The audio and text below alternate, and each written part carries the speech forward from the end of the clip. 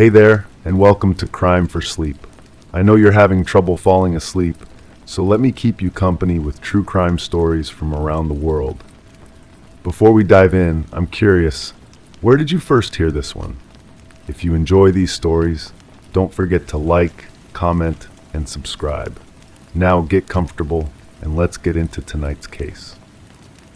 Crime 1. The house was miles from any forest, yet the living room floor was buried in pine needles, damp, fresh, and full of sap.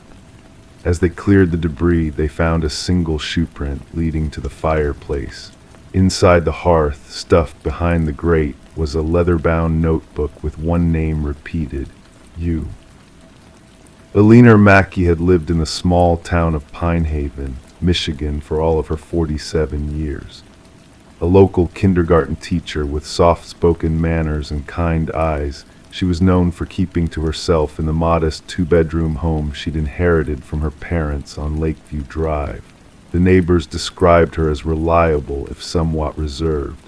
She kept her lawn trimmed, her curtains drawn, and her white picket fence freshly painted every other spring. On weekdays, Alina would leave her house at precisely 7:15 a.m., travel the 4 miles to Pine Haven Elementary in her aging blue Honda Civic, and return home at 4:30 p.m. On weekends, she would visit her sister Martha in the neighboring town of Westlake, attend church on Sundays, and occasionally join the local book club at the Pine Haven Public Library. Her routine rarely deviated. That's why her absence was noticed immediately. It was a Tuesday in late October when the school principal called Martha after Alina failed to show up for work and didn't answer her phone. Martha drove to Alina's house, used her spare key, and pushed open the front door. The smell hit her first, earthy, damp, like walking through a forest after heavy rain.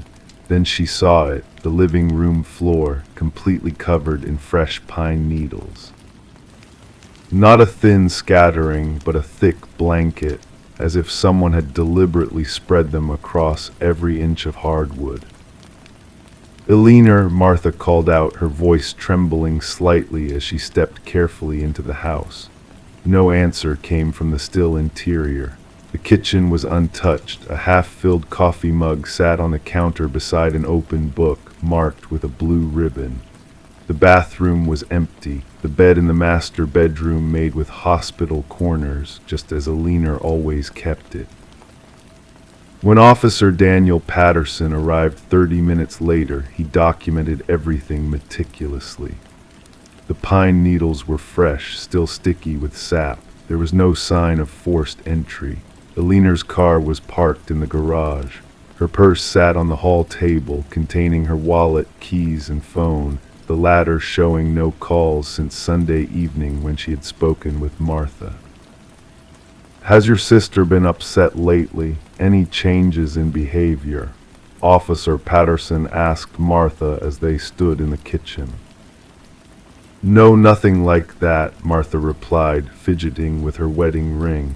"She's been the same Alina she's always been, quiet, dependable. She mentioned having trouble sleeping recently, but that's all."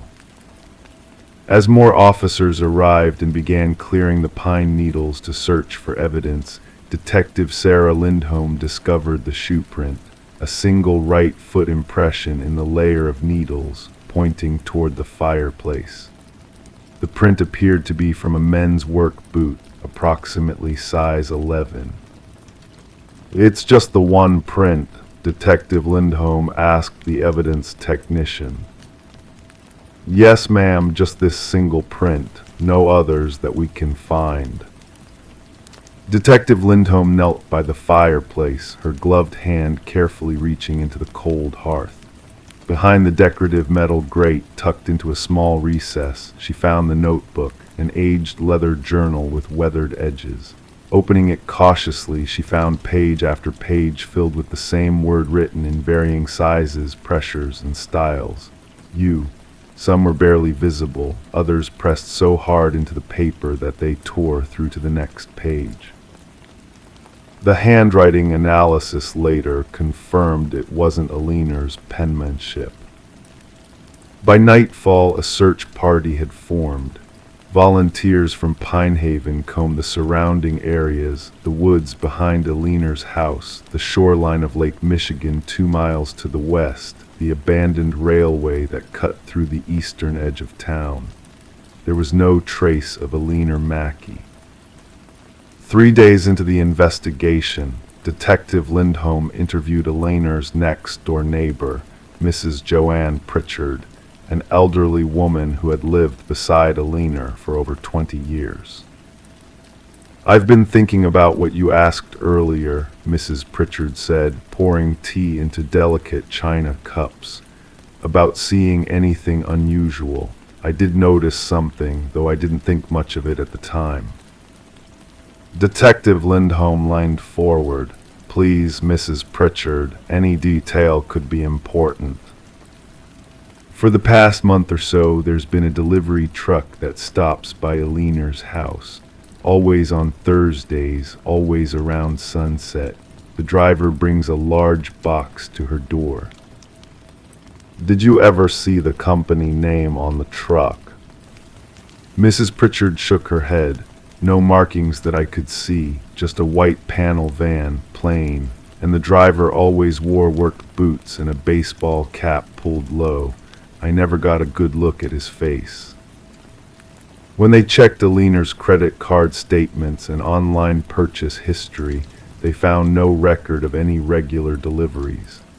The mystery deepened when they discovered a small storage unit rented in Aliner's name 3 towns over, paid for in cash for the past 6 months. Inside were dozens of empty cardboard boxes, each lined with pine needles. 1 week after Aliner's disappearance, Martha was sorting through her sister's belongings when she found a carefully folded piece of paper tucked inside Aliner's favorite cookbook. It was a receipt for a cabin rental in the remote Upper Peninsula, dated for the weekend before she vanished. The name on the reservation wasn't Aliner Mackey, but Thomas Winters, a name no one recognized. The cabin was located on private property, surrounded by dense pine forests and accessible only by a narrow dirt road. When Detective Lindholm and Officer Patterson arrived, they found it locked and seemingly untouched. The property manager had no recollection of who had stayed there, only that the reservation had been made online and paid for with a prepaid credit card. Inside, the cabin was meticulously clean. Too clean, the forensic team noted. No fingerprints, no hair, no fibers, surfaces wiped down with precision. The only item left behind was a single photograph placed in the center of the kitchen table, a snapshot of Aliner's house taken from across the street, with a pine tree branch held in front of the lens, partially obscuring the view. On the back of the photograph, written in the same handwriting as the notebook, were the words, "She knows what happened to Caroline." Caroline, the name sparked a distant memory for Detective Lindholm. 25 years earlier, when she was just starting on the force, there had been a missing persons case involving a 16-year-old girl named Caroline Winters who had disappeared while walking home from school. The case had gone cold after months of investigation. No body was ever found. Thomas Winters had been Caroline's father, a man who had moved away from Pinehaven shortly after the investigation stalled, broken by grief and the lack of closure. When they pulled the old case files, they discovered that Aliner Mackey had been Caroline's English teacher that year. In her statement to police at the time, she had mentioned seeing Caroline walking with an unidentified man near the lake on the day she disappeared. Aliner had been unable to provide a clear description, saying only that the man wore a baseball cap and work boots. She knows what happened to Caroline. The timeline began to take shape. Thomas Winters, who had never stopped searching for answers about his daughter's disappearance, had somehow come to believe that Aliner knew more than she had told police. The deliveries, the storage unit, the cabin, all part of an escalating pattern of surveillance and obsession. But where was Alina now, and where was Thomas Winters? 2 months after Alina's disappearance, a hiker found a freshly disturbed patch of earth near the shores of Lake Michigan, 15 miles from Pine Haven. Buried 3 feet down was a metal lockbox containing a stack of letters written by Alina Mackey, addressed to Caroline's father. The letters, dating back nearly 20 years, detailed Alina's growing suspicion that Caroline had been taken by someone powerful in the community, someone she had been too afraid to name at the time. In her final letter, dated just days before her disappearance, Alina wrote, "I've gathered enough evidence now. I know who did it. I know why they've been watching me. Tomorrow I'll tell you everything." That evidence, if it existed, was never found. 1 year later, Alina Mackey remains missing. Thomas Winters has never been located. The investigation continues, but leads have grown cold. The kindergarten classroom at Pine Haven Elementary has a new teacher now. Alina's house sits empty, a for sale sign swaying gently in the front yard. And every October, on the anniversary of Alina's disappearance, Martha finds a small pile of pine needles on her front porch, fresh, damp, and sticky with sap. Beside them, a single boot print in the morning dew. Crime 2, it lay flat beneath a loose rug, heavy, wide, bolted down with industrial screws. The reflection was warped slightly, like old glass. But when someone leaned over it, their eyes didn't match, and under the frame, wedged in the crack, was a tuft of hair tied with red string. Detective Sarah Levine stared at the mirror for a long time. The floorboards around it were different, newer than the rest of the wood in apartment 4B, a renovation, perhaps. But why secure a mirror to the floor and cover it with a rug? "How long since anyone's heard from her?" Sarah asked, her voice barely audible over the building's ancient radiator hissing in the corner. Amanda Nichols, 28, administrative assistant at Kingsley Insurance. "Hasn't been seen in 17 days, Officer Patel replied, flipping through his notes. The landlord came to collect overdue rent. When nobody answered after repeated attempts, he let himself in. The apartment was unnervingly tidy. A stack of mail by the door, a single coffee mug in the sink, half a carton of almond milk in the refrigerator, still within its expiration date. On the kitchen counter, a small succulent plant was beginning to wilt. A life paused. Amanda had moved to Oak Ridge, Michigan 3 years earlier. She'd grown up in Cincinnati, the middle child of 3 sisters in a close-knit family. According to her mother, who spoke with police by phone, Amanda had video called her every Sunday afternoon, except for the last 2 Sundays. She didn't mention any problems, Mrs. Nichols had told them, her voice breaking. She was saving for graduate school. She just adopted a cat. There was no cat in the apartment, no pet food, no litter box, no toys. When asked, neighbors said they'd never seen Amanda with a pet. People in the building knew little about her. She was quiet, polite, kept to herself. She usually wore her dark hair pulled back, favored cardigans in muted colors, and carried a leather messenger bag. The retired schoolteacher in apartment 4A mentioned seeing Amanda standing in the hallway some nights, just staring at her own door before entering, as if gathering courage. Sarah crouched beside the mirror again, studying its placement.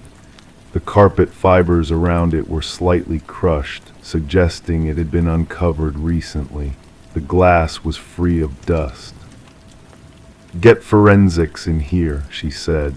"I want to know if this was installed before or after the floor was refinished, and I want to know whose hair that is."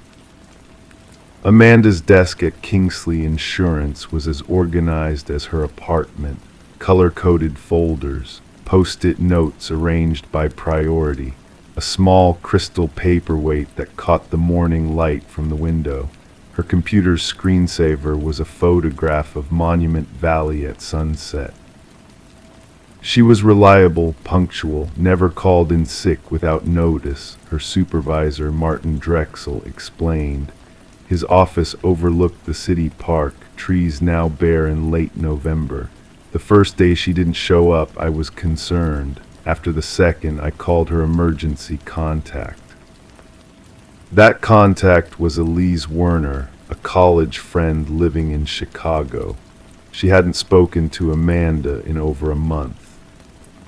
"That's odd," Sarah remarked. "Why would she list someone she's not in regular contact with?" Martin shrugged. "HR issues the forms, I don't see them." When they checked Amanda's company email, they found nothing unusual. Meeting reminders, routine correspondence. The last email she'd sent was to the office manager, asking about getting a new desk lamp. Her personal email yielded similar results: online shopping confirmations, newsletters, a few exchanges with her sisters about Christmas plans. Her phone records showed something different. In the month before her disappearance, Amanda had received 14 calls from a number with no subscriber information.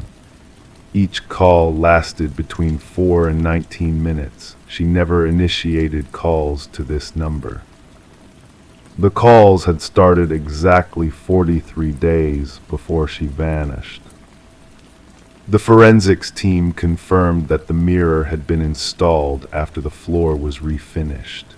The refinishing had been done approximately 3 months earlier, according to building maintenance records. The hair found near the mirror belonged to Amanda. What they found beneath the mirror was more disturbing. When they unscrewed it from the floor, they discovered a shallow depression carved into the wood, just deep enough to hold a single item, a leather-bound journal. The journal contained nothing but line after line of the same phrase, written in increasingly frantic handwriting. "He watches me when I sleep." The last 10 pages were blank. Amanda's social media presence was minimal, a rarely updated profile, a handful of landscape photos, occasional likes on friends' posts, but her browser history told a different story.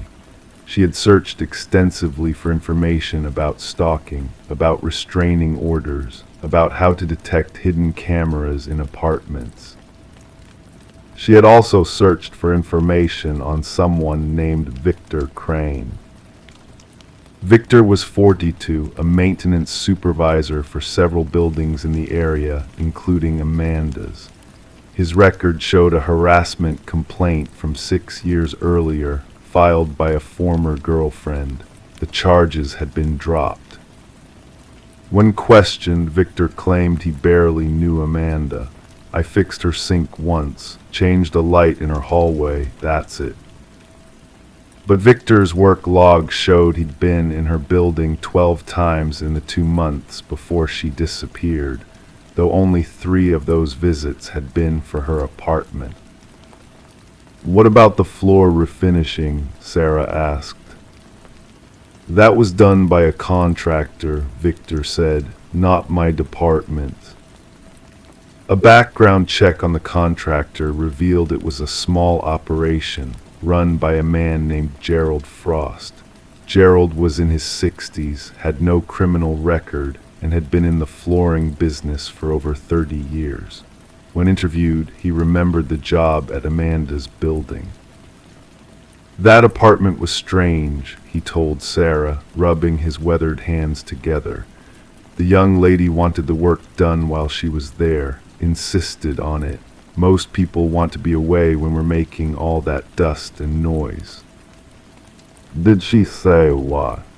"She mentioned something about not wanting anyone to be there without her.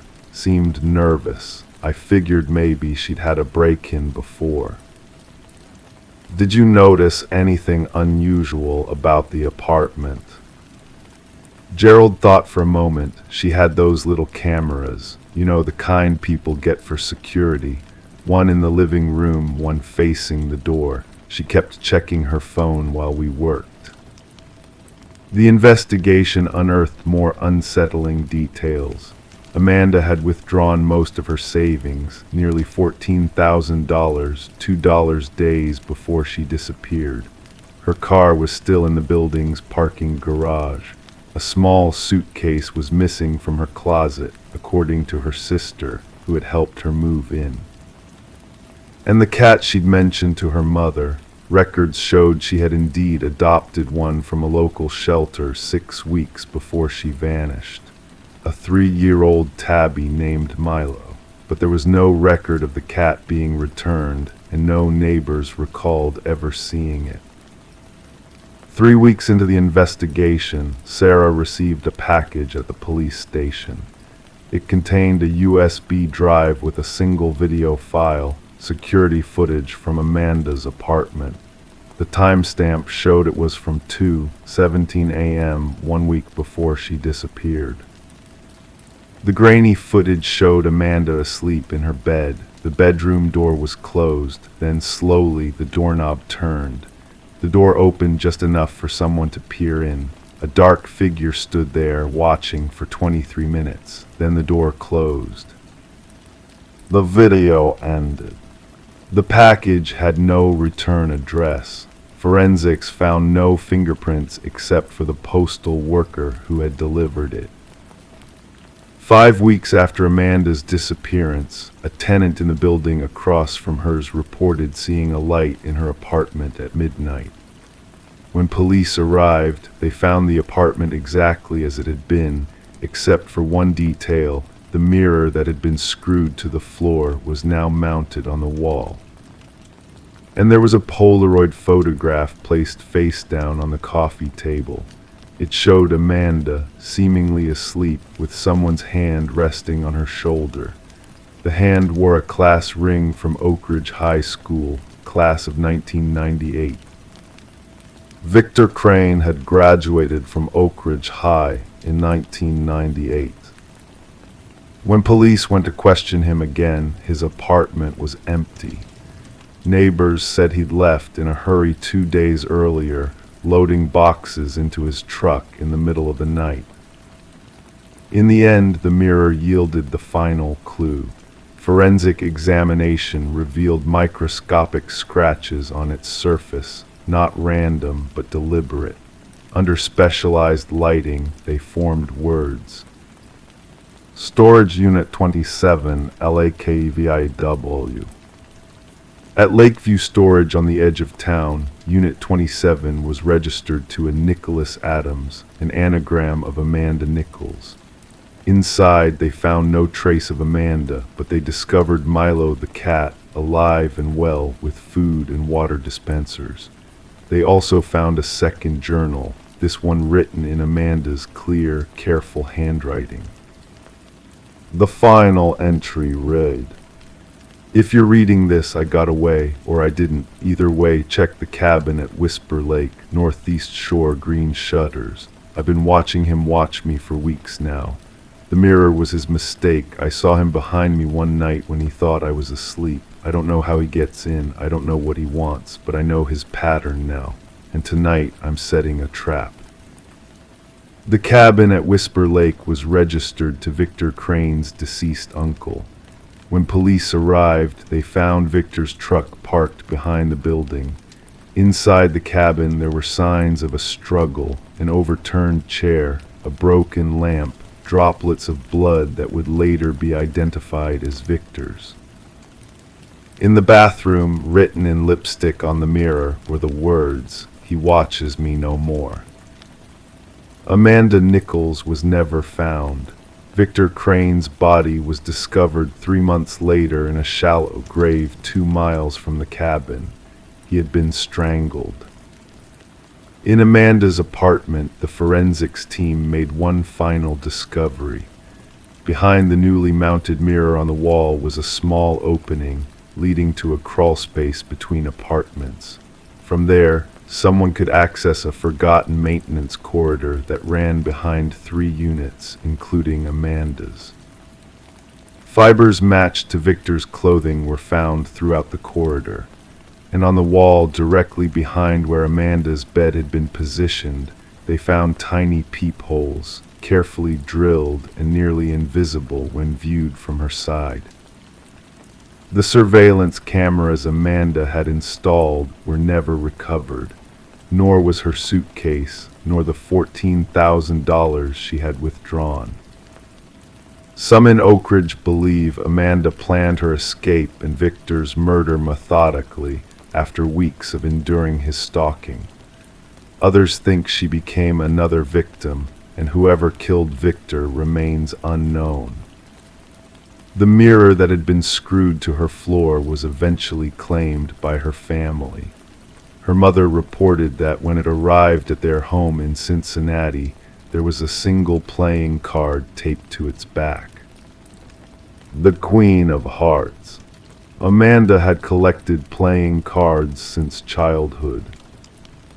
Crime 3, too large for the dog, too clean. The roof lifted easily, revealing a latch beneath the bedding. Inside, a ladder descending into concrete darkness. On the walls were tally marks, hundreds of them, and a child's name scratched over and over again into the stone. Liam. The discovery came on a mild Tuesday in October 2018, when Sheriff's Deputy Rachel Mercer responded to what should have been a routine wellness check in the quiet suburb of Pinefield, Missouri. Concerned neighbors hadn't seen Alina Harmon, a 42-year-old kindergarten teacher, in nearly 2 weeks. The school administration had reported her absence, initially accommodated by accumulated sick leave, but now stretching into unexplained territory. Alina had lived alone in the modest ranch-style home on Sycamore Drive for almost 15 years. Neighbors described her as reserved but friendly, often seen walking her aging golden retriever, Buddy, around the neighborhood in the early evenings. She'd wave, exchange pleasantries about the weather, but rarely invited anyone into her personal space. Those who knew her longer recalled how she'd changed after her divorce 8 years prior, more withdrawn, more focused on her teaching, more protective of her solitude. "I just figured she needed some time to herself after Ted left," said Margaret Wilson, who lived across the street. "Some people heal by connecting, others need their space. Alina was definitely the latter." The property appeared well maintained from the street, typical of the neighborhood with its neatly trimmed hedges and seasonal decorations. A small American flag fluttered near the doorway, and potted chrysanthemums adorned the porch steps. Deputy Mercer noted the mail had been collected, the lawn recently mowed. Nothing immediately suggested abandonment or distress. After 3 unanswered knocks, Mercer circled to the back of the house. The sliding glass door was unlocked, unusual but not alarming. Inside, everything seemed orderly. Dishes washed and put away, furniture dust-free, no signs of struggle.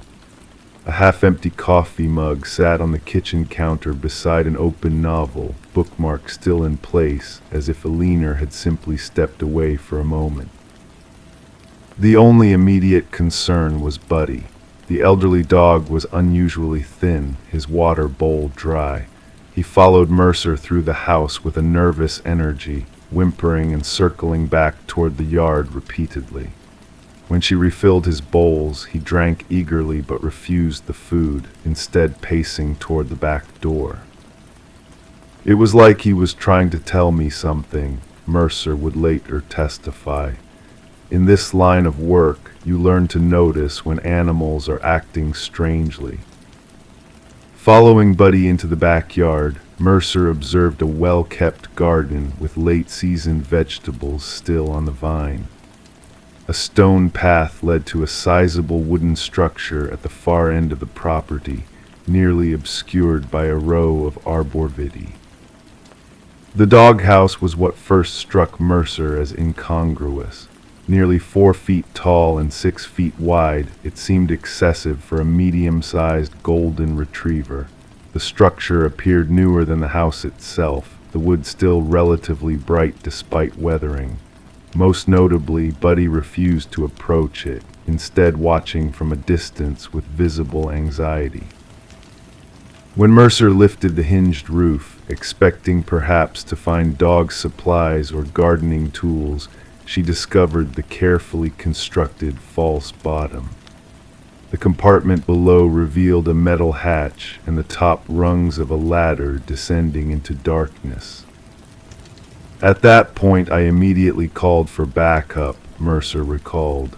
Something wasn't right. The construction was too deliberate, too hidden.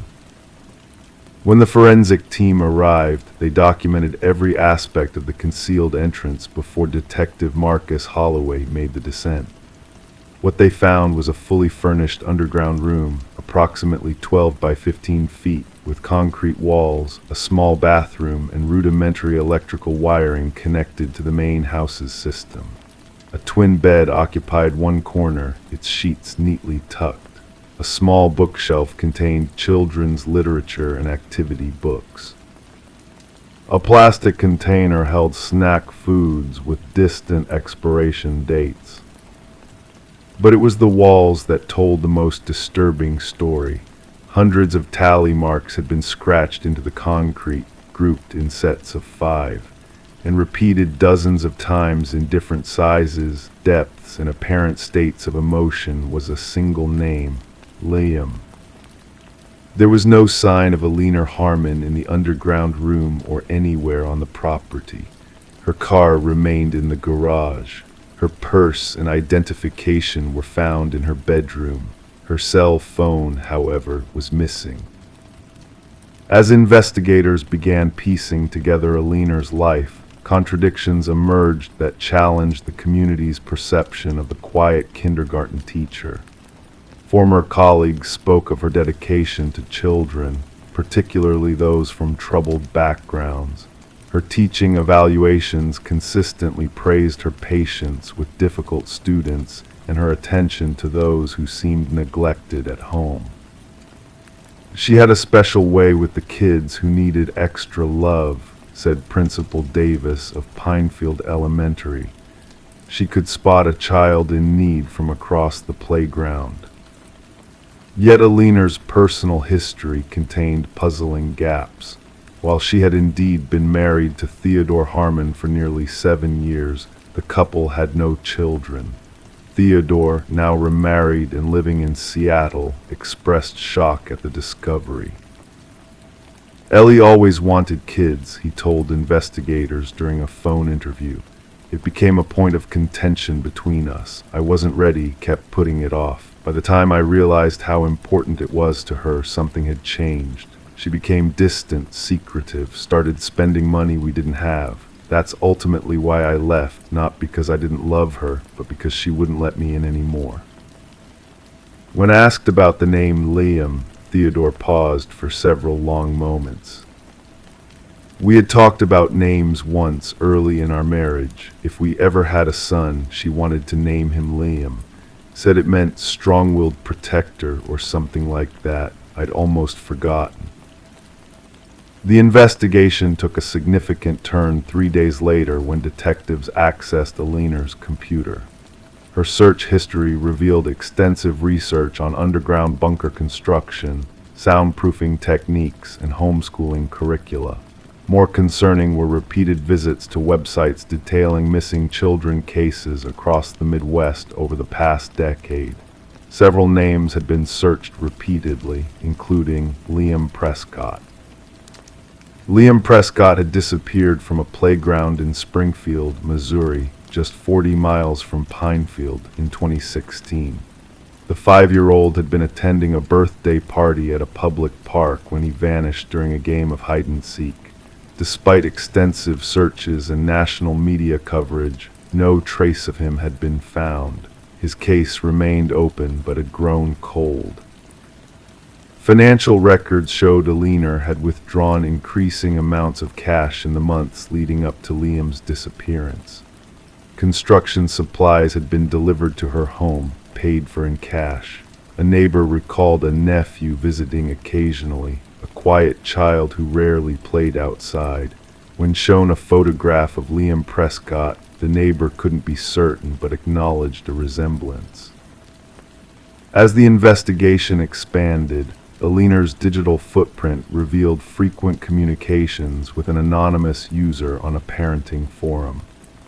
The exchanges, extending over several years, documented Aliner's desire for a child and her growing frustration with the adoption system, which had rejected her applications twice due to financial instability following her divorce. "They say I'm not fit to be a mother," she wrote in one message, "but I see unfit parents every day dropping their children at my classroom, children who aren't loved properly, who need someone who understands them. The system is broken. Sometimes I think I could do better on my own." The messages stopped abruptly 3 weeks before Liam Prescott's disappearance. 8 days into the investigation, as police prepared to issue an arrest warrant for Aliner Harmon in connection with the kidnapping, a security camera at a bus terminal in Kansas City captured footage of a woman resembling Aliner boarding a bus to Chicago. The timestamp indicated she had left just hours before Deputy Mercer's wellness check. More disturbingly, she wasn't alone. Holding her hand was a young boy, approximately 7 years old, wearing a baseball cap pulled low over his face. The child appeared thin but not obviously distressed, carrying a small backpack emblazoned with dinosaurs. The hunt for Aliner Harmon expanded across state lines, involving the FBI and multiple agencies. Her photograph appeared on national news, alongside computer-aged images of what Liam Prescott might look like 2 years after his disappearance. 3 weeks into the search, Aliner's cell phone signal briefly activated near a motel outside Detroit, Michigan. By the time authorities arrived, the room registered under the name Ellen Harper had been vacated. The motel manager recalled a woman and child who had stayed there for 2 nights, paying cash. The woman had claimed they were visiting family in Canada. "The boy was quiet but seemed okay," the manager stated. "Called her mom once when they were checking in, didn't seem afraid or anything." The investigation continues today, with sightings reported occasionally across the northern United States and southern Canada. Aliner Harmon's teaching license has been revoked. Her house stands empty, the infamous doghouse removed as evidence. Liam Prescott's parents maintain hope that their son is alive and will one day be returned to them.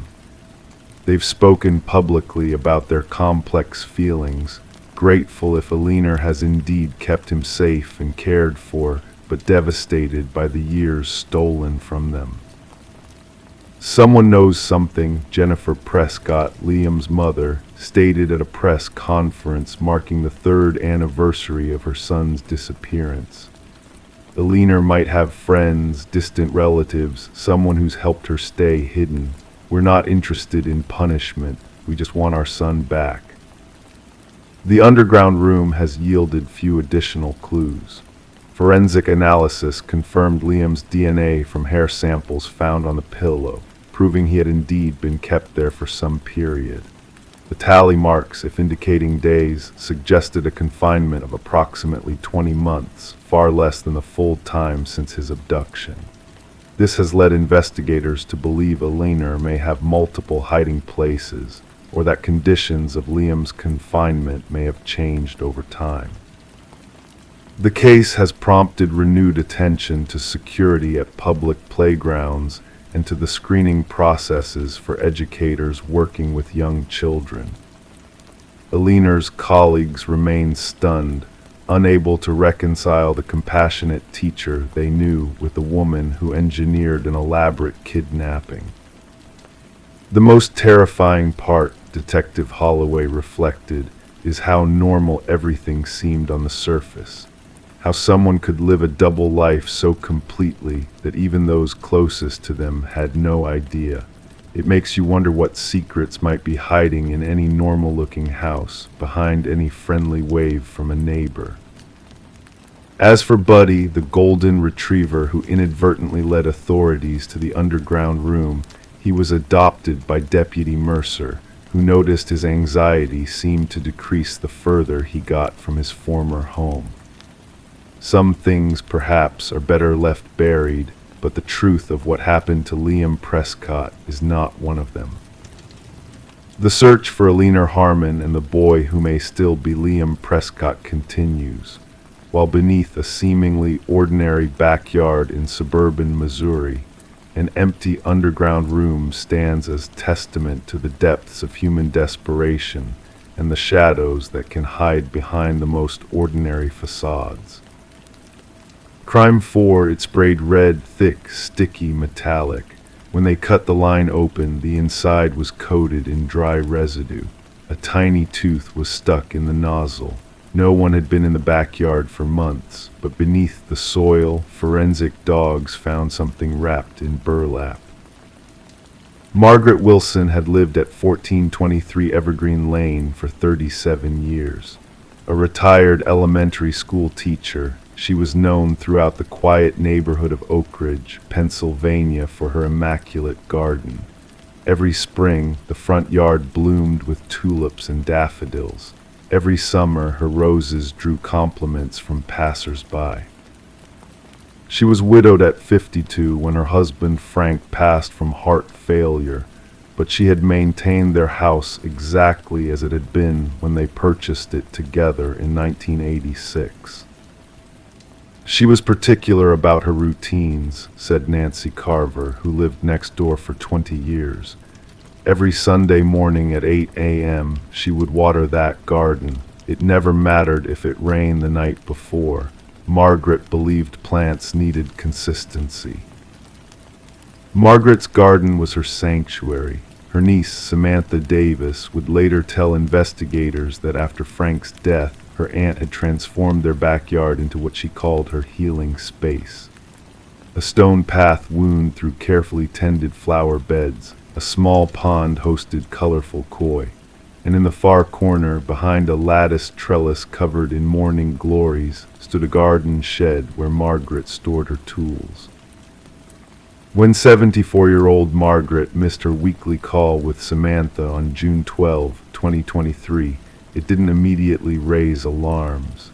Cell service in Oak Ridge was spotty, especially during summer storms. But when 3 days passed without any response to calls or texts, Samantha drove the 90 minutes from Pittsburgh to check on her aunt. The driveway was empty. Margaret's 2015 Toyota Corolla wasn't there. The mail hadn't been collected for what appeared to be several days. Most telling of all, the front gardens showed signs of neglect. Wilting roses hung heavy on their stems. The porch planters were bone dry. I knew something was wrong the minute I saw those flowers, Samantha would later tell the detective assigned to the case. Aunt Margaret would never let them suffer like that, never. Using the spare key Margaret kept hidden in a fake rock by the garage, Samantha entered the house. Inside, everything appeared normal. No signs of struggle, no evidence of a break-in. Margaret's reading glasses sat on her favorite armchair beside a dog-eared copy of a mystery novel. A half-empty cup of tea on the coffee table had developed a thin layer of mold. The kitchen was spotless, dishes put away. The bed was made, hospital corners folded with military precision, a habit Margaret had picked up from her father, a World War II veteran. It looked as though Margaret had simply stepped out and never returned. Samantha filed a missing persons report with the Oak Ridge Police Department that afternoon. Officer James Morris took her statement, but cautioned that there was little they could do immediately. There were no signs of foul play. Margaret was an adult of sound mind. Perhaps she had decided to take an impromptu trip. "Has she ever done anything like this before?" Officer Morris asked. "Never," Samantha insisted. "She calls me if she's going to be 10 minutes late for our Sunday dinners. She doesn't just disappear." A wellness check was issued. Margaret's name and vehicle information were entered into the system. Days passed without development. It was Nancy Carver who first noticed the smell. "I was out deadheading my petunias when I caught it," she told investigators. "At first I thought maybe an animal had died under my porch. It was early July by then, hot and humid, but the smell seemed to be coming from Margaret's yard." Nancy had been collecting Margaret's mail and newspaper since her disappearance. She had Samantha's number and called her immediately about the odor. Samantha contacted the police again, this time speaking with Detective Aaron Reeves. Reeves had been with the department for 15 years and had handled his share of missing persons cases. Most ended with the individual returning home safely or being located at a relative's house. Something about Margaret's case troubled him, though: the pristine house, the abandoned garden, the missing car but present reading glasses, and now a foul odor from the property of a woman who hadn't been seen in nearly a month. He obtained a warrant to search the property more thoroughly. July 5th was sweltering. The heat index had climbed to 102 degrees by 10 a.m. when Detective Reeves and 2 officers arrived at Margaret's house. They started with the interior, methodically checking closets, cabinets, the basement, the attic. Nothing seemed disturbed or out of place. Financial records showed no unusual withdrawals. Her passport remained in the desk drawer. Her medications were still in the bathroom cabinet. When they moved to the backyard, the smell intensified. Reeves noticed that the gardens, once vibrant according to photos provided by Samantha, were now withered and overgrown, all except for one section near the back fence that appeared to have been recently watered. The soil was darker there, Reeves noted in his report, damp when everything else was parched. Officer Lyndon Peters pointed out the garden hose, coiled neatly on its holder attached to the side of the house. When Reeves examined it, something caught his eye, a rusty brown discoloration around the nozzle. "Turn it on," he instructed Officer Peters. When Peters twisted the faucet, nothing happened at first, then a sputtering sound, and finally a spray of pinkish-brown liquid that had been trapped inside the hose. It sprayed red, thick, sticky, metallic. When they cut the line open, the inside was coated in dry residue. A tiny tooth was stuck in the nozzle. No one had been in the backyard for months, but beneath the soil, forensic dogs found something wrapped in burlap. Hours later, the police had uncovered 3 separate burlap bundles buried in Margaret's garden. The contents would take days to analyze fully, but the preliminary findings were clear. Human remains, decomposed, dismembered, and buried with what appeared to be gardening tools alongside them. None of the remains belonged to Margaret Wilson. The first identification came back 3 days later. The partial remains in the first bundle belonged to Robert Fielding, a 29-year-old man who had been reported missing in 2019. He had last been seen leaving a bar in downtown Oak Ridge. His disappearance had generated little media attention. A single man with few local connections, his case had gone cold within weeks. The second bundle contained remains identified as those of Cynthia Morris, 34, reported missing in 2021. A local pharmacy technician, she had vanished after her shift one evening. Her car had been found at the local park, keys still in the ignition. The third set of remains was too degraded for immediate identification. Margaret's Toyota was located abandoned at Pittsburgh International Airport's long-term parking lot. Security footage showed an individual parking the car on June 11th, but the image was too grainy for positive identification. The person wore a wide-brimmed gardening hat and kept their face angled away from cameras. Detective Reeves began piecing together a timeline.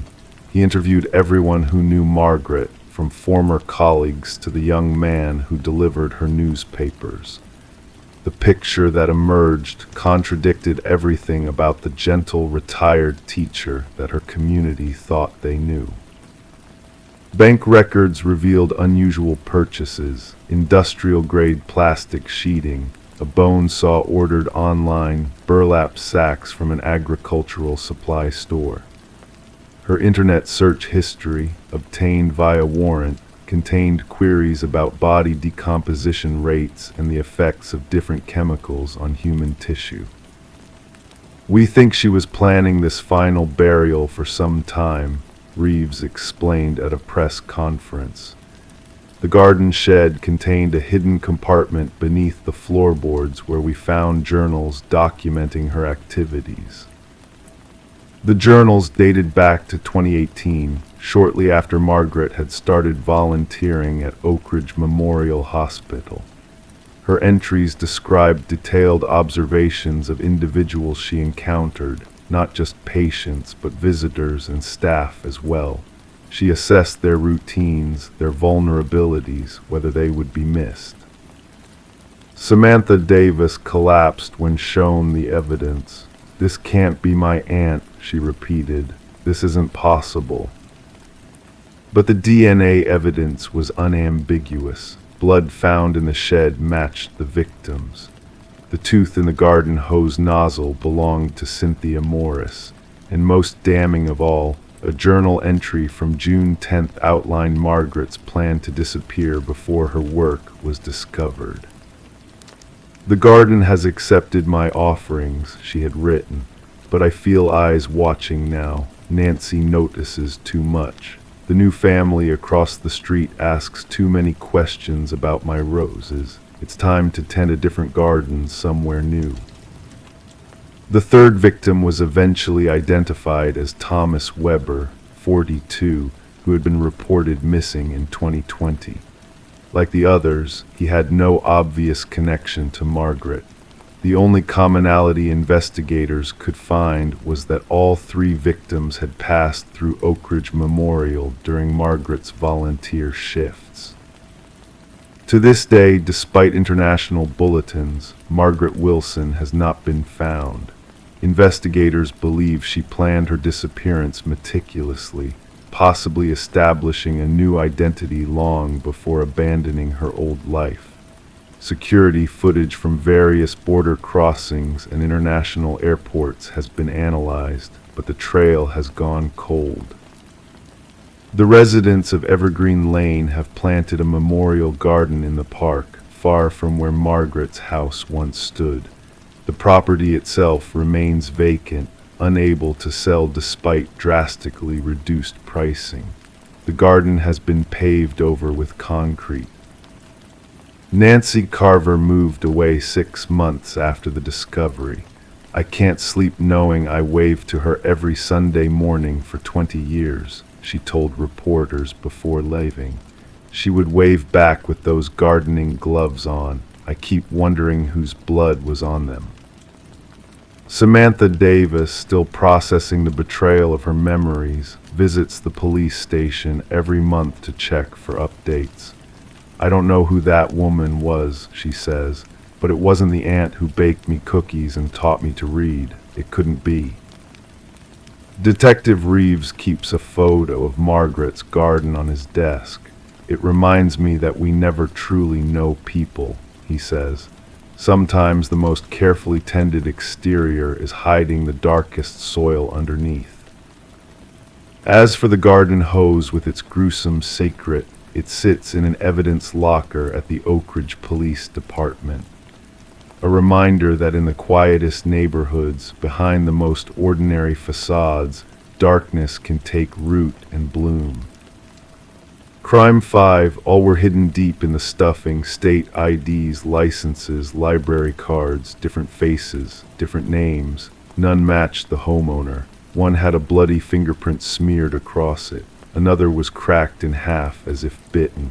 All had been reported missing. None had been found. The small lakeside town of Mill Creek, Michigan, had always been a place where people knew their neighbors, where front doors remained unlocked during summer evenings and children played unsupervised until the streetlights flickered on. It was the kind of place people moved to when they wanted to escape something, usually the relentless pace of the city, sometimes something else entirely. Dale Mercer had arrived in Mill Creek during the winter of 2015. A quiet man with graying temples and a slight limp, he purchased the old Parkman house at the edge of town, the one that had sat empty for nearly 3 years after Mrs. Parkman passed away in her sleep. The neighbors welcomed him with casseroles and invitations to community gatherings, but Dale politely declined most offers of socialization. He was friendly enough when encountered at Cooper's Market or the local hardware store, always ready with a smile and pleasant small talk about the weather, but he kept to himself otherwise. Just looking for some peace and quiet, he would explain with a gentle smile that never quite reached his eyes. Been a city person all my life, need to decompress. And the people of Mill Creek respected that. Privacy was something they understood. Dale established a predictable routine. Each morning he would take a 30-minute walk around the lake, nodding at the same joggers and dog walkers. He volunteered at the library on Tuesday afternoons, helping elderly residents navigate computers. On Fridays, he would treat himself to dinner at the lakeside diner, always ordering the fish special and always leaving a generous tip. The rest of his time was spent in his home, where neighbors occasionally noticed lights on late into the night. Sheriff Emma Grayson first met Dale Mercer when his garage was broken into during his second month in town. Nothing was taken, just some rummaging through boxes that Dale said contained only old books and winter clothes. He declined to file a formal report. Probably just some kids looking for trouble, he said, waving away her concerns. No harm done. Sheriff Grayson found him oddly calm about the incident, but then again, city folks often had a different perspective on petty crime. She made a note to drive by his place more frequently during night patrols, just to be safe. For 3 years, Dale Mercer existed this way in Mill Creek, present but somehow peripheral to the community. People knew him, but nobody really knew him. Everything changed on April 17, 2018. The call came in at 2:47 p.m. Marion Cooper from the market reporting that Dale hadn't picked up his weekly grocery order, something he had never failed to do in 3 years. When she called his home phone, there was no answer. It's probably nothing, Marion told Sheriff Grayson, but Dale is meticulous about his schedule. He's never missed a pickup, not even when he had that terrible flu last winter. Sheriff Grayson decided to stop by the Parkman house on her way home. The property looked undisturbed. Dale's navy blue Subaru sat in the driveway. The curtains were drawn as they usually were. She knocked, waited, knocked again, then tried calling his phone from her cell. She could hear it ringing inside the house. Something felt wrong. Using the emergency protocol for welfare checks, Sheriff Grayson entered through the unlocked back door. The kitchen was immaculate, dishes washed and put away, counters wiped clean. A half-empty cup of coffee sat on the table, the liquid cold and filming over. The living room appeared normal at first glance, books arranged neatly on shelves, a worn leather recliner angled toward a modest television, a beige couch against the far wall. Then she noticed the dark stain on the hardwood floor near the couch. Something viscous had pooled there and partially dried. Sheriff Grayson approached carefully, crouching down to examine the substance. Blood, not a large amount, but enough to indicate injury.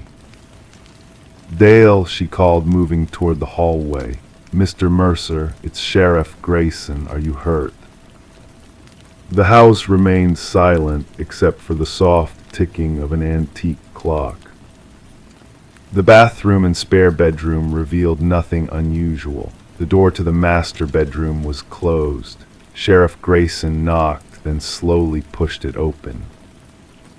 The bed was made with hospital corners, undisturbed, no sign of Dale. The closet door stood slightly ajar, clothing neatly hung in color-coordinated sections. The ensuite bathroom was empty, the towels perfectly aligned on the rack. Dale Mercer had vanished. Sheriff Grayson called for backup and began a careful search of the property. It was Deputy Lewis who discovered the first anomaly, a loose floorboard in the living room, partially hidden by the couch. When moved, the couch revealed more blood spatter, dry but relatively recent. "Sheriff, you might want to look at this," Lewis called, pointing to the floorboard. Beneath it was a small compartment containing a manila envelope. Inside the envelope was a driver's license belonging to a Marcus Wellen from Chicago, Illinois. The license had expired in 2014. A quick check in the national database showed that Marcus Wellen had been reported missing in November 2013. By evening, the Parkman house had become a crime scene. Forensic specialists from the state police combed through every inch of the property. They found 5 more hidden compartments throughout the house, under floorboards, behind loose bricks in the fireplace, inside a hollowed-out section of drywall. Each compartment contained identification documents, driver's licenses, social security cards, employee badges, credit cards, 27 items in total belonging to 17 different individuals. Each individual had been reported missing between 2010 and 2017. None had ever been found. But the most disturbing discovery came when they moved the couch to access more hidden compartments. The cushions seemed unusually heavy. When cut open, they revealed dozens more identification cards sewn directly into the stuffing. All were hidden deep in the stuffing: state IDs, licenses, library cards, different faces, different names. None matched the homeowner. One had a bloody fingerprint smeared across it. Another was cracked in half as if bitten. All had been reported missing. None had been found. The search expanded to the backyard and the wooded area behind the property. Ground-penetrating radar revealed no obvious burial sites. The lake was dragged. Nothing was found. Dale Mercer's own identification raised more questions than answers. His driver's license and social security number were registered to a Dale Mercer born in Columbus, Ohio in 1967. But when authorities contacted Ohio officials, they discovered that the real Dale Mercer had died in a car accident in 2009. Someone had been using his identity ever since.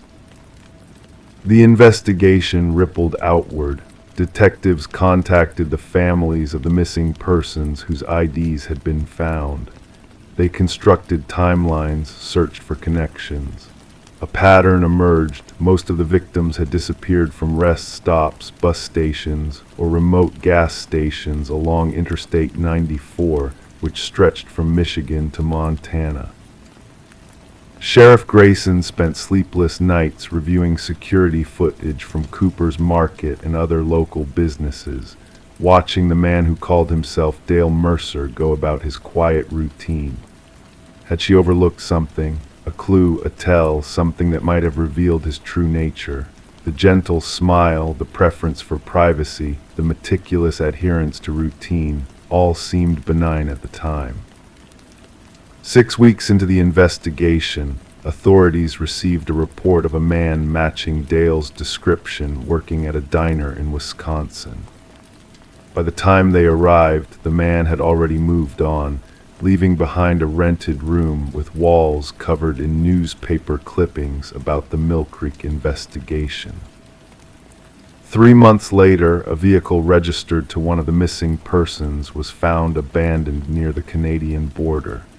Inside was a notebook containing detailed information about 10 potential candidates in various small towns across the northern United States.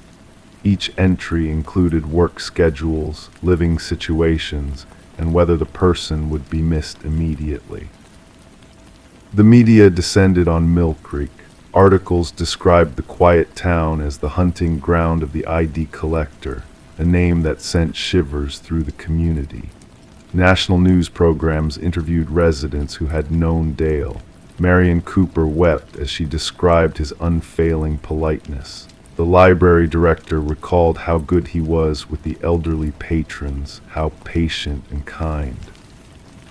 "That's the thing that haunts me," Sheriff Grayson told reporters. "How someone capable of such calculated cruelty could live among us for years, performing kindness, participating in community life. We never saw it, we never sensed it."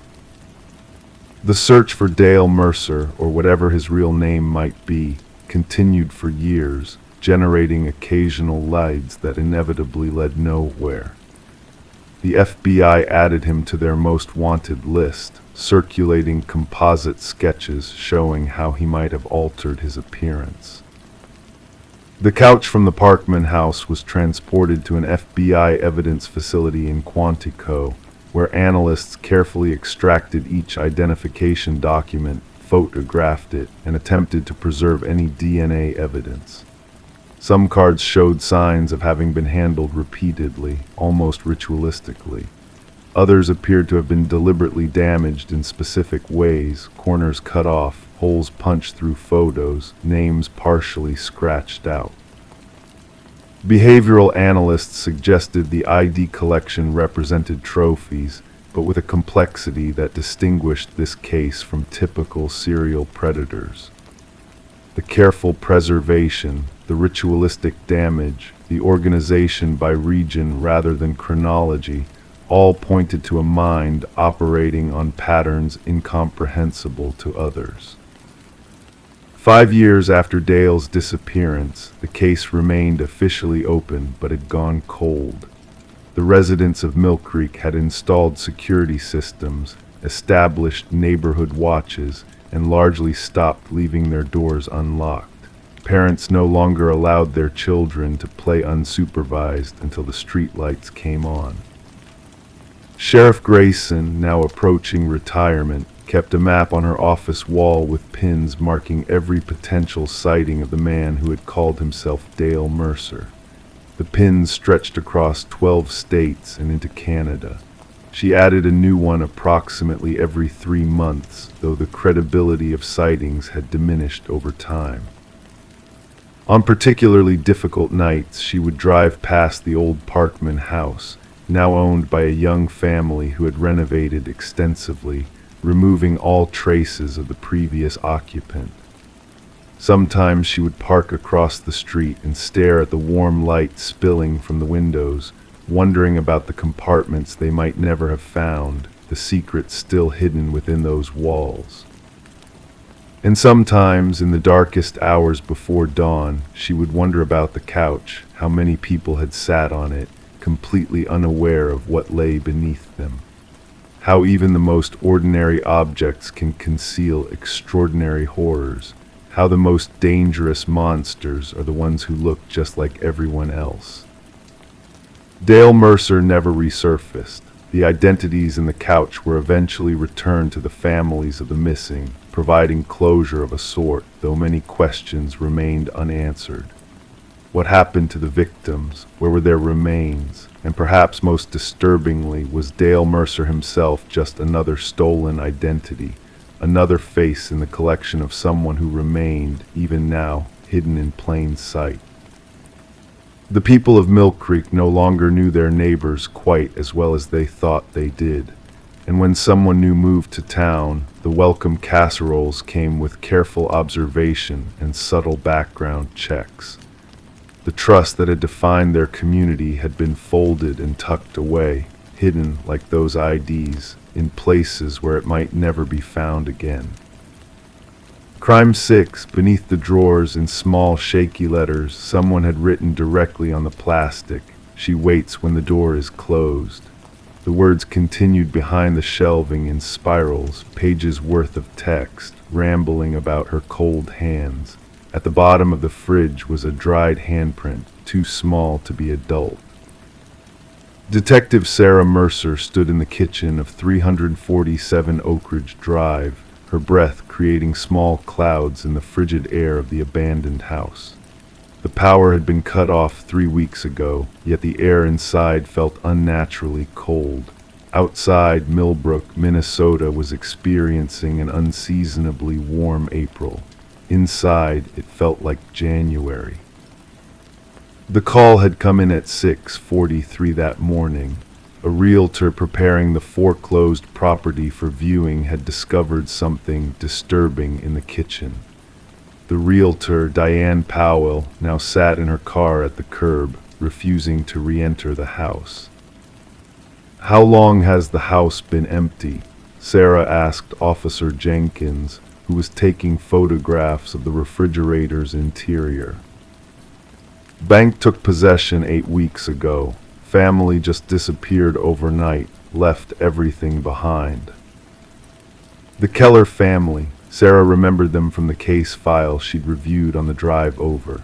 David and Laura Keller, both 37, and their daughter Emma, age 8. No history of domestic disturbance calls.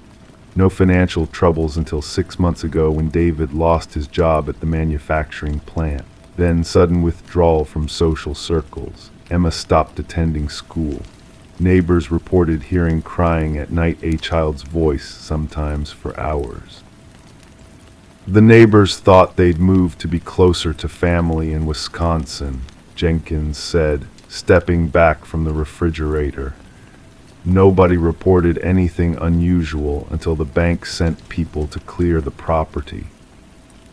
Sarah leaned in closer, studying the chaotic handwriting. The text grew more frantic as it spiraled toward the back of the refrigerator. Words overlapped, creating an almost indecipherable mess, but certain phrases repeated. "Cold hands, watching me. She waits. Don't leave me here." "Handwriting analysis?" she asked.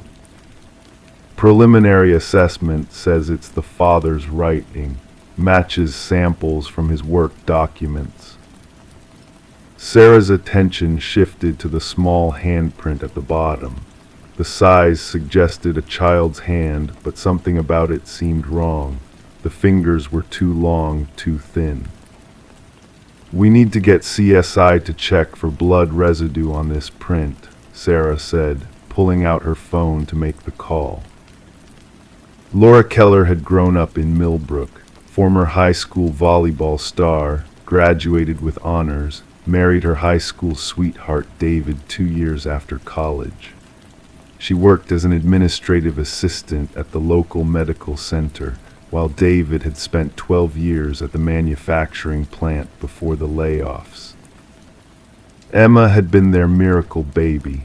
After 5 years of trying and 2 miscarriages, she arrived healthy and perfect. The first few years of Emma's life unfolded like a Norman Rockwell painting Christmas card photos, dance recitals, weekend trips to the lake. Sarah scrolled through the family's social media history on her laptop.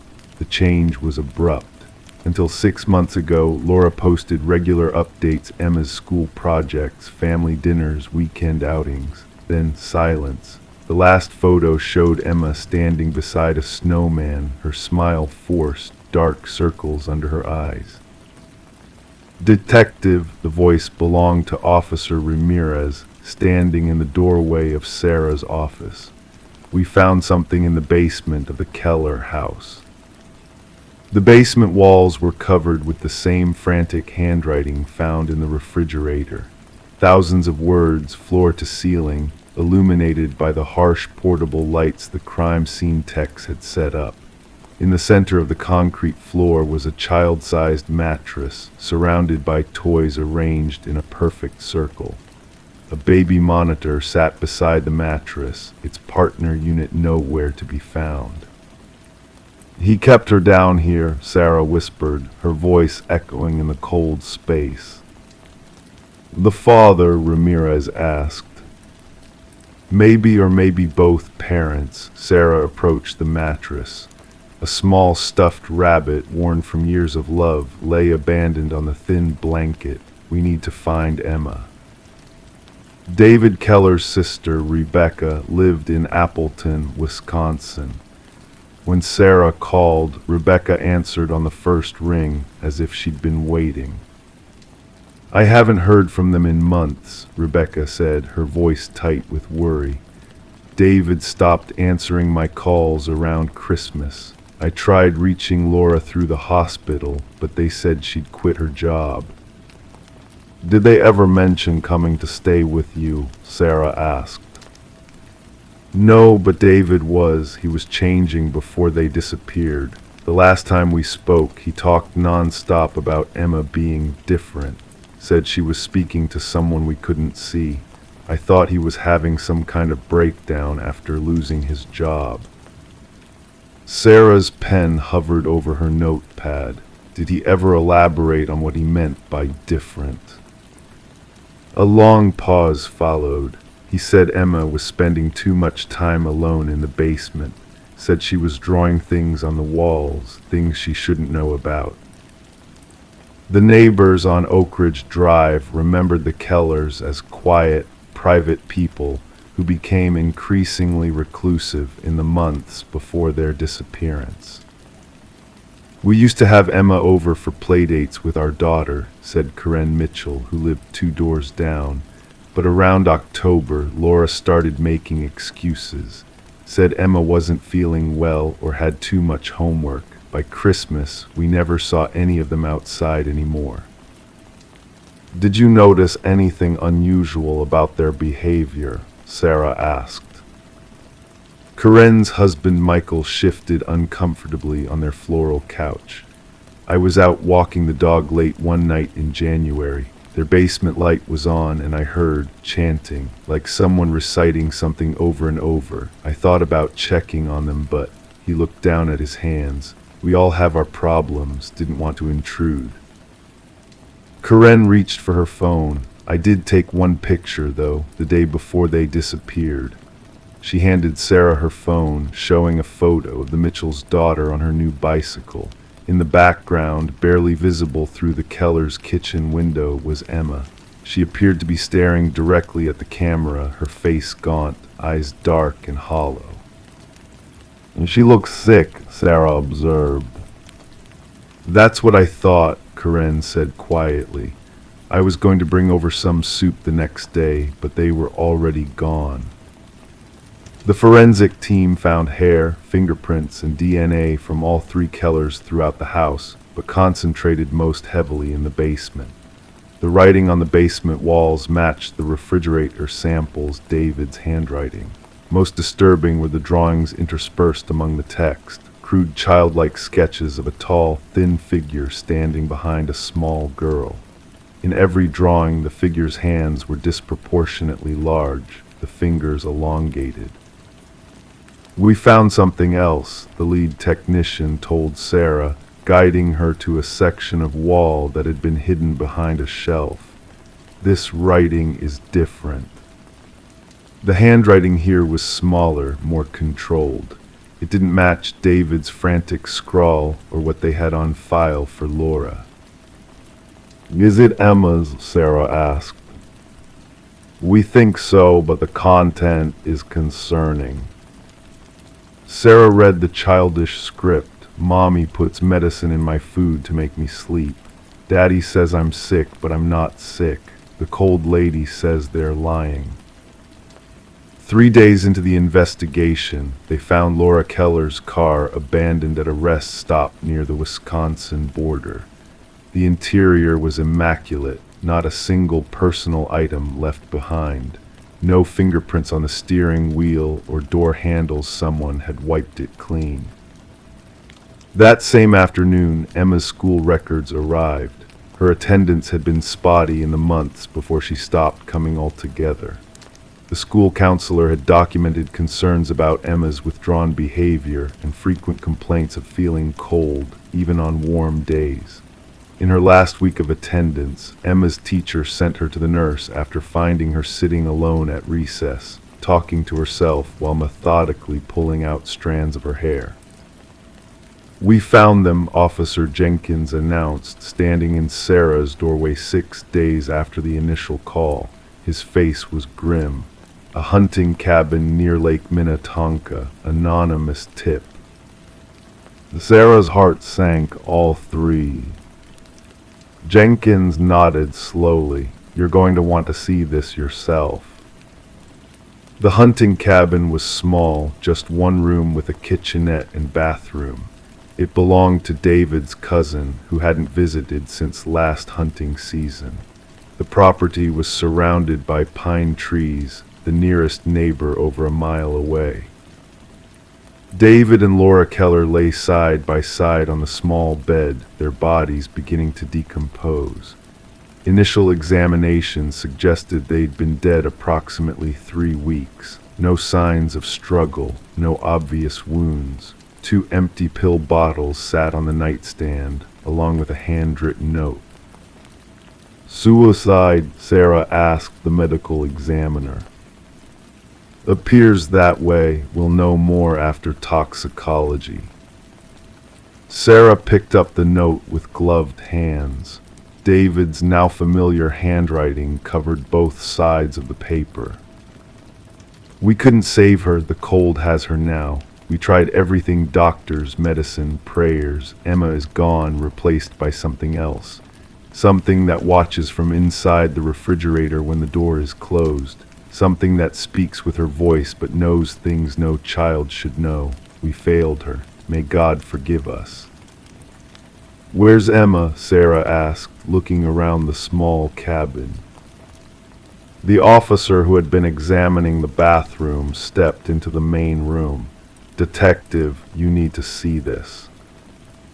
The bathroom floor was covered with small handprints, dozens of them, overlapping, all in what appeared to be dried blood.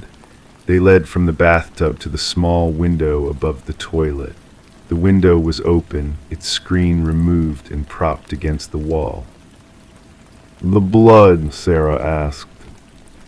"Initial test says human, child's handprints, but..." "But what?" "The finger proportions are wrong, too long." Sarah approached the bathtub. Inside was a child's pink backpack. She carefully unzipped it, revealing Emma's school materials, a change of clothes, and a diary. The last entry, dated the day before David and Laura's estimated time of death, was written in a steady hand, unlike the chaotic scrawl found in the Keller house. "Mommy and Daddy are sleeping now. They won't wake up. The cold lady says we can leave. She says I don't need them anymore." To this day, Emma Keller remains missing. Extensive searches of the surrounding forest yielded no results. The toxicology report confirmed that David and Laura died from an overdose of prescription sleeping medication, likely self-administered. The writings found in the Keller home and the hunting cabin have been analyzed by psychiatric professionals who suggest David suffered from folie douce with his wife, a shared psychotic disorder triggered by stress and isolation. Their delusions centered around their daughter, whom they came to believe was somehow changed or possessed. But questions remain. The handprints in the cabin bathroom belonged to Emma, but DNA testing found anomalies that experts have been unable to explain. The blood contained Emma's DNA combined with unidentified genetic material that one lab technician described as structurally impossible. The case remains open. On cold Minnesota nights, local police occasionally receive calls about a small figure seen standing at the edge of the forest near Lake Minnetonka. By the time officers arrive, there's never anyone there, just small footprints in the dirt, with fingers that seem too long, too thin to belong to a child. And sometimes, in empty houses around Millbrook, realtors report finding strange writing under refrigerator shelves, always in the same small, shaky letters. Crime 7, every envelope sent came back, ripped, rewritten, smeared in marker. On the back of each, short messages like "she's not here," "try again," or simply "no." The address was real. The house existed, but the person who lived there had been dead for over 20 years. It began in the spring of 2018 when Marion Oakes, a 67-year-old retired librarian from Stillwater, Minnesota, decided to reconnect with her childhood friend, Eleanor Whitman. The two women had grown up together in the small town of Cedar Creek, some 30 miles south of Minneapolis. They had been inseparable as children, spending long summer days exploring the woods behind Eleanor's house, building forts by the creek, and sharing secrets that only best friends could understand. Life, as it often does, had taken them in different directions. Marion had moved away for college, married, had children, and eventually settled in Stillwater. Eleanor had stayed in Cedar Creek, inheriting her parents' Victorian home on Maple Street, where she lived a quiet life teaching third grade at the local elementary school. They had kept in sporadic contact over the decades, Christmas cards, the occasional letter, once or twice a phone call to mark a significant birthday, but it had been nearly 15 years since they had spoken directly. Marion, now widowed and with her own children grown, felt a pull toward the past, toward the comfort of old memories and the friend who had shared them. She sent a letter, carefully handwritten on cream stationery, to Eleanor's address, the same house on Maple Street where they had played as children. 3 weeks later, the envelope returned. It was torn along one edge, and across the front, someone had written in thick black marker, "Return to sender, S.H. He's not here." Marion thought little of it at first. Perhaps Eleanor had moved, or the postal service had made a mistake. She called the Cedar Creek post office to confirm the address, then sent another letter. This one came back faster with a new message. "Stop trying, she can't read these." Something about the handwriting, jagged, pressed hard enough to tear through in places, unsettled Marion. She called the Cedar Creek Police Department, asking if someone could check on her friend. Officer Paul Jennings took the call. He was young, just 3 years on the force, but he recognized the address immediately. "Ma'am," he said gently, "there hasn't been anyone living at 47 Maple Street for quite some time. Eleanor Whitman passed away in 1996. Marion's world tilted. "That's impossible," she whispered. "I received a Christmas card from her in 2004. When Officer Jennings remained silent, she added, "I'm sure of it. It had a photo of her garden, the roses she was so proud of." The officer promised to look into it, but his tone suggested he was merely humoring an elderly woman confused about dates. Marion hung up, unsatisfied. She went to her bedroom closet, where she kept boxes of correspondence organized by year. She found the card from 2004 with Eleanor's familiar handwriting and a photo of a rose garden. Then she found others from 2006, 2009, 2012, and the last one from 2015. Marion called Officer Jennings back. "I have proof," she said firmly. I have cards from Alina sent years after she supposedly died. This time Jennings' silence had a different quality. Mrs. Oakes, he said slowly, I think I should come to Stillwater to see these cards, and there's something you should know about Alina Whitman's death.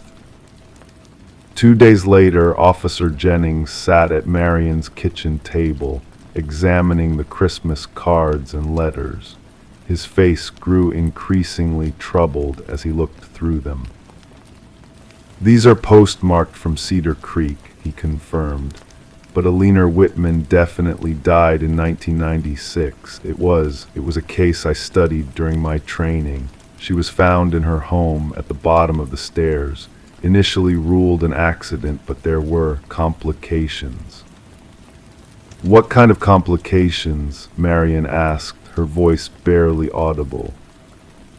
Signs of a struggle, evidence that she hadn't been alone when she fell, but no one was ever charged. He hesitated, then added, the house on Maple Street has been empty ever since. The town considers it something of an eyesore, but there's been a legal battle over the property. Alina had no direct heirs, and distant relatives have been fighting over it for years. Then who sent these cards? Marion's hands trembled as she touched the familiar handwriting. Officer Jennings shook his head. I don't know, but I intend to find out. What began as a personal mystery quickly became an official investigation. Handwriting analysts confirmed that the Christmas cards were indeed written by Alina Whitman, or someone who had perfectly mimicked her handwriting. The photos of the rose garden were determined to be from different years, showing subtle changes in the arrangement of plants and the growth of a maple tree visible in the background. Someone had been maintaining Alina's garden for years after her death. Someone had been sending cards in her name. And now, someone was returning Marion's letters with increasingly disturbing messages. Marion, despite Officer Jennings' concerns, insisted on traveling to Cedar Creek herself. I need to see the house, she explained. I need to understand. Cedar Creek was smaller than she remembered, the main street lined with the same storefronts, though many had different names now. Maple Street was quiet, lined with old trees that had grown taller and wider in her absence. And there, at number 47, stood Alina's Victorian home. It wasn't the abandoned wreck she had expected. The lawn was neatly mowed, the paint faded but not peeling, the windows intact though covered with heavy curtains. And in the front yard, a rose garden bloomed, carefully tended and arranged exactly as it appeared in the photographs she had received. Marion stood across the street, staring at the house, when a voice behind her asked, "Can I help you?" She turned to find an elderly man walking a small dog. His face was deeply lined, his eyes sharp beneath bushy white eyebrows. "I'm looking for information about Alina Whitman," Marion said. "I was a childhood friend." The man studied her for a long moment. "Alina's been gone a long time," he finally said, "since '96. I know that now, but I've been receiving cards from this address for years. Someone has been pretending to be her." The man's expression changed, a flicker of something, fear, recognition, crossing his face. "You should leave it alone," he said, his voice suddenly cold. "Some things are better left undisturbed." He tugged at his dog's leash and hurried away before Marion could ask anything else. Officer Jennings met her at a local diner, bringing with him the original case file on Alina's death. The photos were clinical, showing Alina's body at the bottom of the stairs, her neck at an unnatural angle. The autopsy report noted bruising on her arms and shoulders, consistent with being grabbed or pushed. There were scratches on her attacker's skin under her fingernails, but the DNA testing available in 1996 had been inconclusive. The primary suspect was her brother, Arthur Whitman, Jennings explained. He had moved in with her 6 months before her death after losing his job in his apartment in Minneapolis. Neighbors reported frequent arguments. Arthur claimed he was out at a bar the night she died, but no one could verify his alibi for the critical hours. "Did they arrest him?" Marion asked. They brought him in for questioning, but without solid evidence, they couldn't hold him. Arthur continued living in the house for about a month after Aliner's death, then supposedly moved away. No one in town seems to know where he went. Jennings hesitated. At least, that's the official story. "What do you mean?" "There have been rumors, people claiming they've seen lights in the house late at night. A neighbor once reported seeing someone who looked like Aliner gardening at dusk, but when police checked, the house was empty. And now these cards, sent to you for years after her death." He lowered his voice. "Some folks in town think Arthur never left, that he's been living there all along, somehow avoiding detection." "But that's," Marion started to say impossible, but stopped herself. After all, someone had maintained that garden. Someone had sent those cards. That night, Marion checked into the only motel in Cedar Creek. Despite Officer Jennings' warnings, she found herself drawn back to Maple Street after dark. The house stood silent, no lights visible through the heavy curtains. She walked slowly past, then stopped as a shadow moved behind one of the front windows. Heart pounding, she stepped closer to the iron fence surrounding the property. The roses gave off a sweet, heavy scent in the warm evening air. As she reached the gate, it swung open with a slight creak, as if inviting her in. Marion hesitated, then stepped onto the property. The front porch was clean, free of the debris and leaves one would expect from an abandoned house. She approached the door, raised her hand to knock, then froze as she heard movement inside. The door opened before she could retreat. Standing in the doorway was a figure she recognized immediately, despite the passage of time. The same heart-shaped face, the same gentle eyes, the same silver-streaked brown hair pulled back in a familiar style. "Aliner," Marion whispered, her voice catching. The woman smiled, but there was something wrong with the smile. It didn't reach her eyes, which remained cold and calculating. "You shouldn't have come here, Marion," she said, and the voice was Aliner's, yet not quite right. It was deeper, rougher around the edges. And in that moment, Marion understood. "Arthur," she said softly, "you've been pretending to be her all these years." The smile faltered. "She didn't have to die," he said, and now the voice was shifting, losing its feminine affect. "If she had just agreed to sell the house to share our parents' inheritance, but she was always so stubborn." "You killed her," Marion said, taking a step backward, "and then you became her." "I became who I was always meant to be," Arthur replied. "Aliner had everything, the house, the respectable job, the friends who adored her. What did I have? Nothing but disappointment and failure, so I took her life, and then I took her identity." The porch light illuminated Arthur's face, showing the careful makeup, the wig styled exactly like Aliner's hair. He had been living as his sister for over 20 years, maintaining her garden, sending her cards, keeping her memory alive in the most twisted way possible. "The police will be here soon," Marion said, though she hadn't called them. "Officer Jennings knows I came here." Arthur's expression darkened. "By the time they arrive, you'll be gone," he said, reaching toward her.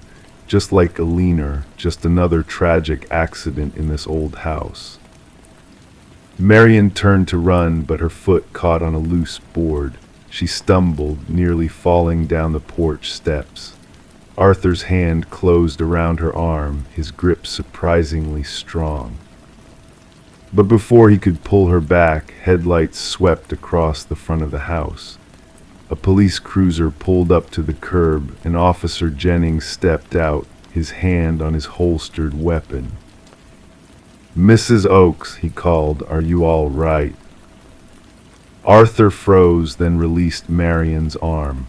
"This isn't over," he whispered, before disappearing back into the dark house, closing the door with a quiet click.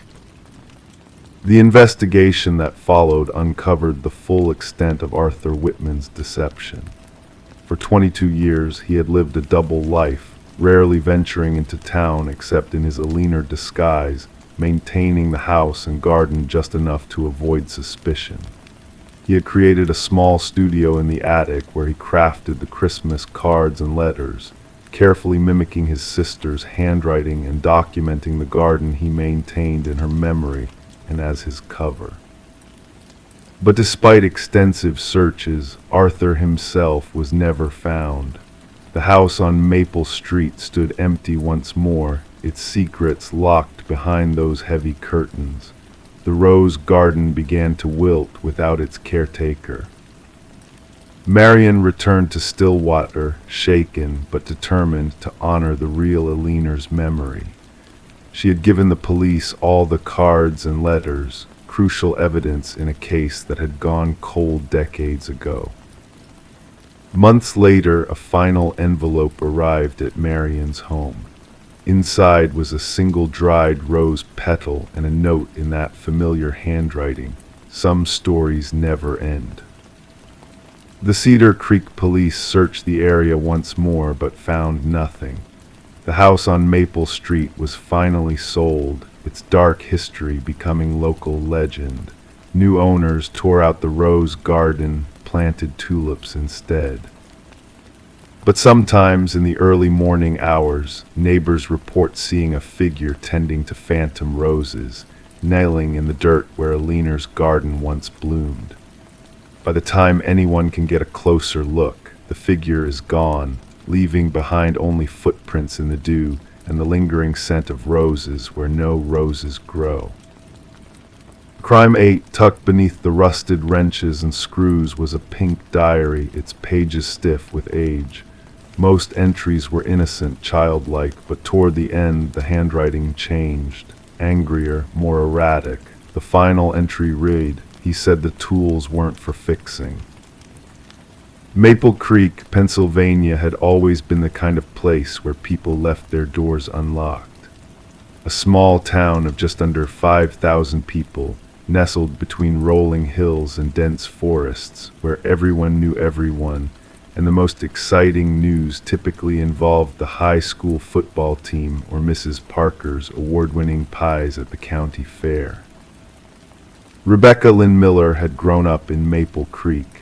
She was 32 when she disappeared on October 17, 2018, a Wednesday like any other. Rebecca, or Becky as most called her, worked as a kindergarten teacher at Maple Creek Elementary. She lived alone in a modest two-bedroom house that had belonged to her grandmother, a place filled with antique furniture and faded photographs of smiling relatives. Those who knew Becky described her as gentle and reserved. She had shoulder-length brown hair that she often tied back with colorful scrunchies her students would gift her.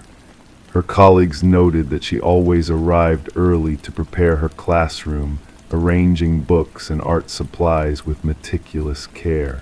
Parents appreciated her quiet patience with their children. What few people knew about Becky was her private struggle with anxiety. After her parents died in a car accident when she was 26, she had begun keeping a diary, a small pink notebook with a butterfly embossed on its cover. Writing had become her therapy, her way of processing emotions she rarely shared with others. The morning she disappeared started like any other. Her neighbor, Elaine Crawford, saw her leaving for work at 7:15 a.m., travel mug in hand, wearing a burgundy cardigan and khaki pants. Becky waved as she always did. She taught her class, attended a brief faculty meeting after school, and was last seen by the school janitor, walking to her car at 4, 5:45 p.m. When Becky didn't show up for work the next day and didn't call in sick, something she had never failed to do in her 8 years of teaching, the school principal, Howard Decker, called her emergency contact, her cousin, Meredith. Meredith drove to Becky's house and found it undisturbed. Becky's car wasn't in the driveway. The mail from the previous day remained in the mailbox.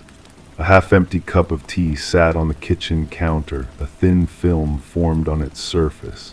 The house felt suspended in time, as if Becky had just stepped out and would return any minute. But she didn't return. The Maple Creek Police Department opened a missing persons case 48 hours later. Detective James Harlow was assigned to lead the investigation. At 57, Harlow had spent most of his career handling petty theft, domestic disturbances, and the occasional drug bust. Missing persons cases were rare in Maple Creek, and those that did occur usually involved teenagers who'd run away to the city, only to return a few days later. Becky's case felt different from the start. She wasn't dating anyone, Meredith told Detective Harlow during their first interview. She wasn't the type to just take off. Something happened to her. The investigation began with standard procedures. Officers checked hospitals within a 50-mile radius. They pinged her cell phone, which appeared to be turned off. They ran her credit cards and found no activity since the afternoon of her disappearance, a gas station purchase at 5:12 p.m., about 4 miles from the school. The gas station's grainy security footage showed Becky at the pump, filling her silver Honda Civic. She appeared calm, checking her watch once. Nothing seemed amiss. The attendant remembered her buying a bottle of water and a granola bar, her usual purchase. He didn't notice anything unusual about her demeanor. 5 days into the investigation, state police found Becky's car abandoned in a rest area off Highway 79, about 30 miles from Maple Creek. The keys were missing. Her purse wasn't in the vehicle. A light rain had washed away any potential fingerprints on the exterior. Inside, forensics found only Becky's prints and those of a few friends she had driven over the years. The discovery of the car shifted the investigation's tone. Local news outlets began covering the story. Missing teacher's car found empty screamed the headlines. Community members organized search parties, combing through woods and fields, their faces etched with worry and determination. Detective Harlow began interviewing everyone in Becky's life: colleagues, students, parents, distant relatives, former classmates. A pattern emerged from these conversations. Becky was well liked but kept to herself. She had few close friends. Her life revolved around her students and her home. She occasionally mentioned wanting to travel but never followed through on these dreams. She was afraid of so many things, her cousin Meredith revealed during a follow-up interview. Ever since her parents died, it was like she was waiting for the next terrible thing to happen. 3 weeks into the investigation, with few leads and mounting pressure from the community, Detective Harlow decided to conduct another, more thorough search of Becky's house. This time, they would look for anything, any detail that might explain her disappearance or state of mind. In her bedroom closet, behind a stack of winter sweaters, officers found a small wooden box containing letters from someone named D. The letters were friendly at first, then increasingly affectionate. The most recent was dated just 2 weeks before her disappearance. It read, "I know you're scared, but trust me. I can help you start over. You deserve more than this small town." The discovery prompted a new direction in the investigation. Who was D? No one in Becky's known circle had a name starting with this letter. Harlow compiled a list of all the Davids, Daniels, Derricks, and Douglases in Maple Creek and surrounding areas who might have crossed paths with Becky. The breakthrough came from an unexpected source. Elaine Crawford, Becky's neighbor, mentioned in passing that a man had been doing renovation work on Becky's house the previous summer. "I think his name was Darren or Damon," she said. "Quiet guy, drove a white pickup, always seemed to be around even after the work was supposedly finished."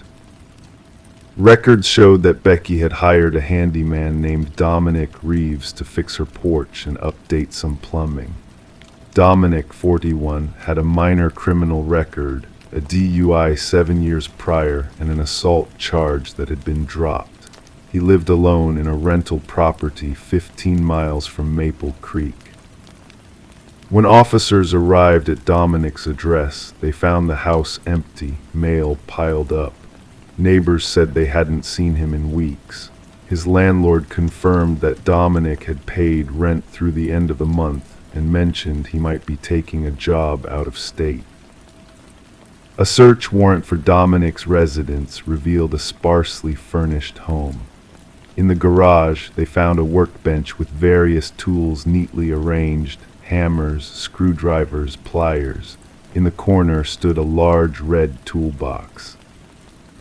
Detective Harlow, following instinct and procedure, carefully opened the toolbox. Underneath a layer of rusted tools lay Becky's pink diary. The diary entries painted a disturbing picture. Initially, Becky wrote about Dominic as a kind man who listened to her anxieties, who seemed to understand her in ways others didn't. Over time, their relationship evolved beyond professional. She wrote about feeling conflicted, drawn to his attention, yet uncomfortable with his growing possessiveness. The final entries were increasingly concerning. Dominic had begun showing up unannounced. He'd made comments about saving her from her mundane life. The last entry, dated October 16, one day before her disappearance, read, "He said the tools weren't for fixing. I don't know what he meant, but it scared me. I told him I can't see him anymore. He didn't take it well." The investigation now focused entirely on locating Dominic Reeves. His photo was distributed to law enforcement agencies across multiple states. His bank records showed a withdrawal of $5,000 the day after Becky's disappearance. His cell phone had been inactive since the same date. 2 months passed. Winter settled over Maple Creek, covering the search areas with snow. Hope diminished with each passing day. Becky's students made cards for her, believing she was on a long trip and would return. Adults exchanged knowing glances, their expressions somber.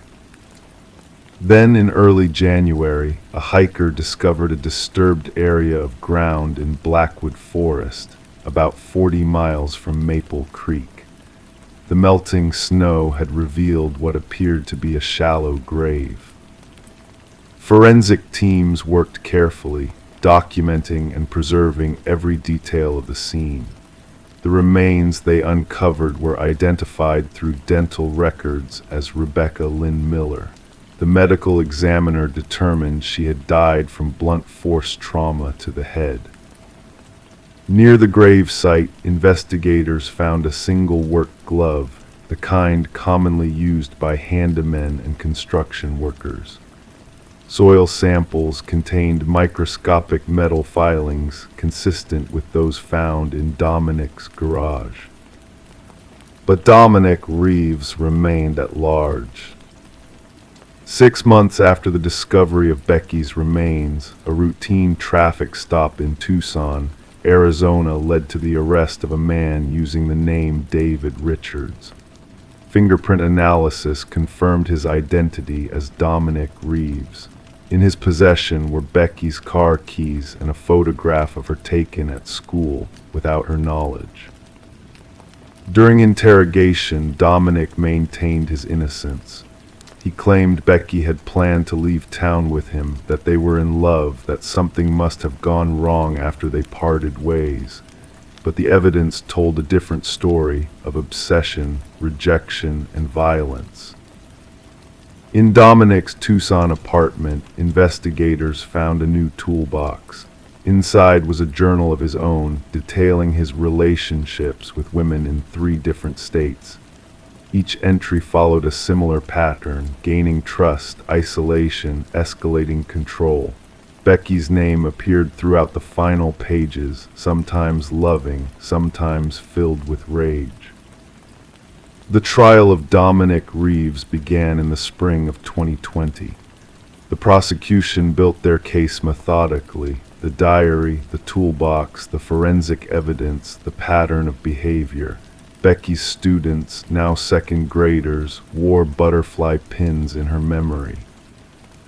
While justice would eventually be served with a guilty verdict and a life sentence without possibility of parole, the people of Maple Creek were left to grapple with how someone so gentle could meet such a violent end, how a trusted handyman could harbor such darkness, and how a simple pink diary could hold the answers that an entire town had been searching for. Elaine Crawford, who still lives next door to Becky's now empty house, sometimes sits on her porch and looks over at the renovated steps that Dominic built. The most terrifying thing, she once told a reporter, is that he fixed that porch so perfectly. Every nail, every board perfect. You'd never know by looking at his work what he was capable of. In Maple Creek today, doors that once remained unlocked are now secured with dead bolts. Parents walk their children to school, and in Becky's former classroom, a small butterfly garden grows outside the window, a reminder of the teacher whose diary revealed the truth too late. The toolbox, that seemingly innocent container of everyday tools, now sits in an evidence locker, a chilling testament to how easily darkness can hide in plain sight, and how the most ordinary objects can tell the most extraordinary stories. Crime 9 used chewing gum, flattened, dried, stuck perfectly along the beams. Each wad had a small note pressed into it. Pieces of torn receipts, grocery lists, ripped photos. All the handwriting was the same, and one note simply read, "Found her, stuck now." Detective Maya Lewin stood motionless in the cramped attic space of 347 Pinecrest Drive. The air was thick with dust and a faint sweet smell she couldn't place. She'd seen many disturbing crime scenes in her 15 years with the Briarwood Police Department, but something about this methodical display made her stomach tighten in a way she hadn't felt since the Hollister case back in 2018. The house belonged to Alina Wade, 67, a retired high school librarian who had lived alone since her husband's death 8 years ago. Alina's daughter, Caroline, had reported her missing 3 days earlier after her mother failed to show up for their standing Sunday brunch date. When Caroline let herself into the house with her spare key, everything appeared normal at first glance: dishes washed and put away, bed neatly made, medication organized in daily pill containers. But Alina wasn't answering her phone. Her silver Toyota Camry sat in the garage. Her purse hung on the hook by the door, wallet and keys inside. It was only when Caroline checked the backyard that she noticed the pull-down attic stairs had been lowered from the ceiling of the covered porch. Alina never went into the attic. Her arthritis made climbing dangerous, and she told Caroline many times that there was nothing up there but dust and memories. Detective Lewin carefully documented the scene, photographing each piece of gum and its accompanying note. There were 47 in total, arranged in perfect rows along the wooden beams. Some of the notes dated back nearly 6 months. Saw her at the grocery store again. She doesn't notice me watching. Her curtains stay open until 10:15 p.m. Found the spare key under the stone turtle. The handwriting was cramped but neat, written in black ink on scraps that seemed meticulously torn to uniform size. Forensics would later confirm that all notes were written by the same person. But there was no sign of a liner. The case quickly consumed the small town of Briarwood, population 9,746. Alina Wade was well known and well liked. She volunteered at the public library on Thursdays, attended morning water aerobics at the community center, and was famous for her lemon bars at church potlucks. Her husband, Thomas, had been the town's only optometrist until his death from pancreatic cancer in 2016. Mom was just normal, Caroline told Detective Lewin during their third interview. They sat at Alina's kitchen table, the late afternoon sun casting long shadows across the floral tablecloth. Caroline was 42, a pharmaceutical sales representative who lived 40 minutes away in Lakeside with her husband and teenage son. Did she ever mention feeling watched, receiving strange phone calls, seeing someone unfamiliar around the house? Lewin asked, though she'd asked these same questions twice before. Caroline shook her head slowly. Nothing, but she didn't like to worry people. She might not have told me. Her voice caught. I should have checked on her more often. The investigation spread outward like ripples in still water. Detectives canvassed the neighborhood. They interviewed Alina's friends from church, her former colleagues, the teenagers who shoveled her driveway in winter. Everyone described Alina the same way, kind, quiet, predictable. 3 weeks after Alina's disappearance, forensics finally identified a partial fingerprint on one of the gum wrappers found in the trash can beside the attic stairs. The print belonged to Jason Merrick, 41, a cable installation technician who had serviced Alina's home 7 months earlier when she reported issues with her internet connection. Merrick lived alone in an apartment complex on the outskirts of town. When detectives arrived at his door with a search warrant, he seemed unsurprised. He offered them coffee in a voice so soft they had to ask him to repeat himself twice. His apartment was sparse and meticulously organized. In the bedroom closet, they found a shoebox containing strands of gray hair, a woman's reading glasses, and a small silver earring that Caroline later identified as belonging to her mother. There was also a worn library card with Alina's name on it. During the interrogation, Merrick spoke slowly, his eyes focused somewhere beyond the cinder block walls of the interview room. "She reminded me of my mother," he said, "the way she offered me lemonade, the little bird figurines on her shelves, even the way she tucked her hair behind her ear." Merrick's mother had died when he was 12. Records showed he had spent his teenage years in foster care after his father was imprisoned for drug trafficking. "I just wanted to know her," Merrick continued, "to understand what made her so peaceful. I never meant to scare her." According to Merrick's confession, he had returned to Alina's house multiple times after the initial service call, watching her from his car or sometimes from the wooded area behind her property. He had discovered the spare key and began entering her home while she was at water aerobics or church. I would just sit in her chair, touch her things, try to understand. The ritual with the gum had started as a way to mark his visits. My mom always chewed Wrigley's spearmint. Mrs. Wade had the same kind in her purse. But what happened to Alina? Merrick's story began to falter. "That day was different," he said, his voice barely audible.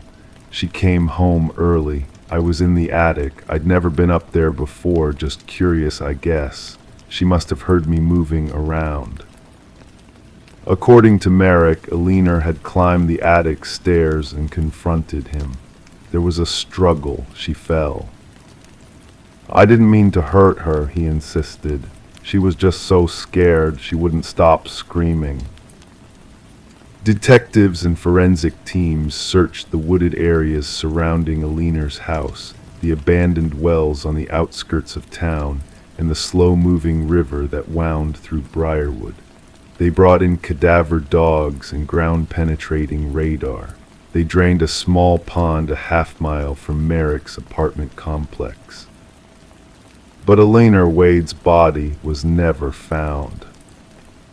Jason Merrick was charged with breaking and entering, stalking, and second-degree murder. The evidence against him was substantial: the fingerprint, the items in his possession, and his own confession. He pled guilty to all charges and was sentenced to 25 years to life at Greenfield State Penitentiary.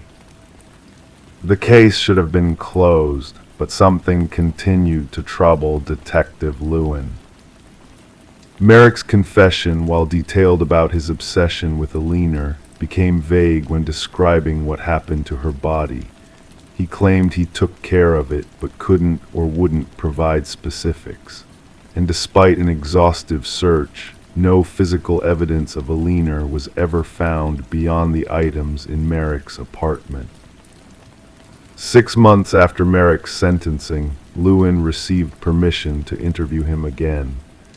By then, he had become almost catatonic, speaking only to his court-appointed psychiatrist. During their meeting, Merrick said only one thing, repeated 3 times in that same soft voice: "She's stuck now, just like me." That night, Lewin returned to Elena's house, which remained empty, Caroline unable to sell it in the small town where everyone knew its history. The detective climbed the attic stairs again, studying the now empty beams where the rows of gum had been collected as evidence. In the far corner where the roof sloped to meet the floor, something caught her eye. A small gap between 2 floorboards, barely visible in the beam of her flashlight. Using a pocket knife, she pried up one of the boards.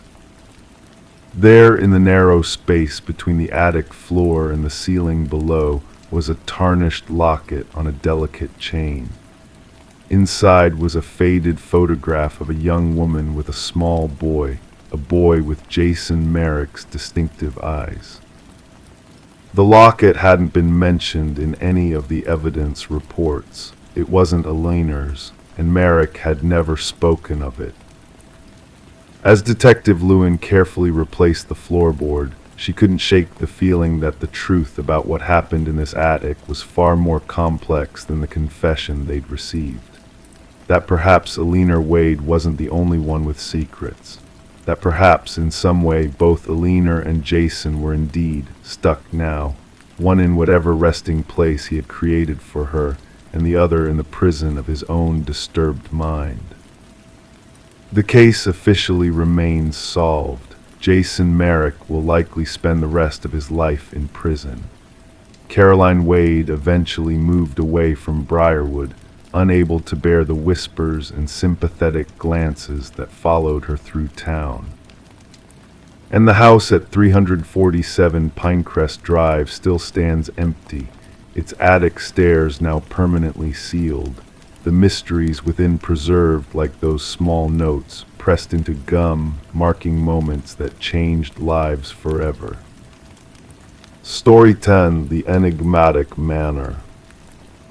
The tale of the old manor began with a peculiar quirk that caught the attention of the new homeowners. Late at night, the ancient intercom system crackled with a mysterious energy, a remnant of a bygone era, silent yet alive. The system, once rewired but long forgotten, held secrets waiting to be unveiled. One fateful night, the husband, driven by curiosity, pressed the button on the intercom. A soft whisper, barely audible, crackled through the speaker, sending shivers down his spine. "Why did you come back?" the voice intoned, a haunting question that lingered in the air. Startled, he recoiled, hands trembling in the dim light. His wife, a shadow behind him, denied ever speaking those words. The Victorian manor, nestled amidst ancient oak trees, exuded a sense of mystery and intrigue. Its weathered exterior belied the modern renovations within, a blend of history and contemporary luxury. Daniel and Meredith Parker, the new owners, had been drawn to the property by its rich history and unique features. The intercom system, a relic connecting all rooms, had captured their imagination, despite the unease they sensed during the initial walkthrough with the real estate agent. Detective Sarah Reeves arrived at the manor, the gravel crunching beneath her unmarked vehicle as she approached the scene.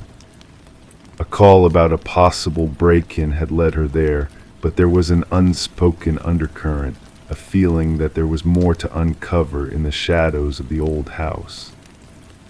Daniel, his face pale in the porch light, recounted the strange occurrences that had plagued them since moving in. The intercom, once a source of static, had transformed into a conduit for whispers and fragmented sentences that seemed to echo from another realm. Meredith, her hands wrapped around a steaming mug, revealed a startling discovery they had made behind a wall during a renovation project. A hidden compartment revealed a small leather-bound journal, its pages yellowed with age and filled with the elegant yet frantic handwriting of a woman named Alina, the previous owner. Alina's entries painted a chilling picture of her growing fear of her husband, Vincent, and his malevolent intentions towards her. The final entry, dated 3 decades ago, marked the abrupt end of her recorded thoughts, leaving behind a trail of unanswered questions and lingering dread. The investigation unearthed the tragic history of Vincent and Alina Blackwood, the former owners of the manor. Records hinted at a dark past, with Vincent selling the house shortly after Alina's disappearance, a disappearance never officially documented through divorce papers or a change of address. As Detective Reeves delved deeper into the case, a team of experts discovered anomalies beneath the garden shed's foundation. With careful precision, they unearthed human remains, a grim testament to a long-buried secret. Forensic analysis confirmed the skeleton belonged to a woman in her 40s, bearing signs of a violent end. A gold wedding band, inscribed with the words "To Alina, my eternal love," tied the remains to the tragic figure of the missing woman. Vincent Blackwood, now elderly and residing in a care facility, was confronted with the evidence of his crimes. His confession, chilling in its calmness, revealed a web of deception and manipulation that spanned decades. Vincent's desire for silence had driven him to unspeakable acts, sealing Alina's fate within the walls of their home. The trial was swift, with Vincent pleading guilty to the murder of his wife. The judge, acknowledging the premeditated nature of the crime and the years of deceit that followed, delivered a harsh sentence befitting the heinous acts committed. Daniel and Meredith, unable to bear the weight of the manor's dark legacy, chose to sell the property, leaving behind the echoes of a tragic past. Before their departure, they held a solemn memorial for Alina in the garden, a final tribute to the woman who had been silenced for far too long. The intercom system, a conduit for the voices of the past, was removed by the subsequent owners during renovations. The workers, oblivious to the history embedded within the walls, reported hearing whispers and static during the dismantling process, attributing it to mere interference. Detective Reeves revisited the Blackwood case file one last time before it was archived, reflecting on the enigmatic nature of the house and its haunting secrets. The manila folder closed with a finality, but the echoes of Alina's voice lingered in the corridors of the manor, a reminder of a tragedy long overdue for justice. The manor, now stripped of its dark past, stood silent and stoic, a sentinel of time and memory. Detective Reeves, driving past the property on her way home, felt a sense of unease wash over her, a whisper of the past carried on the wind.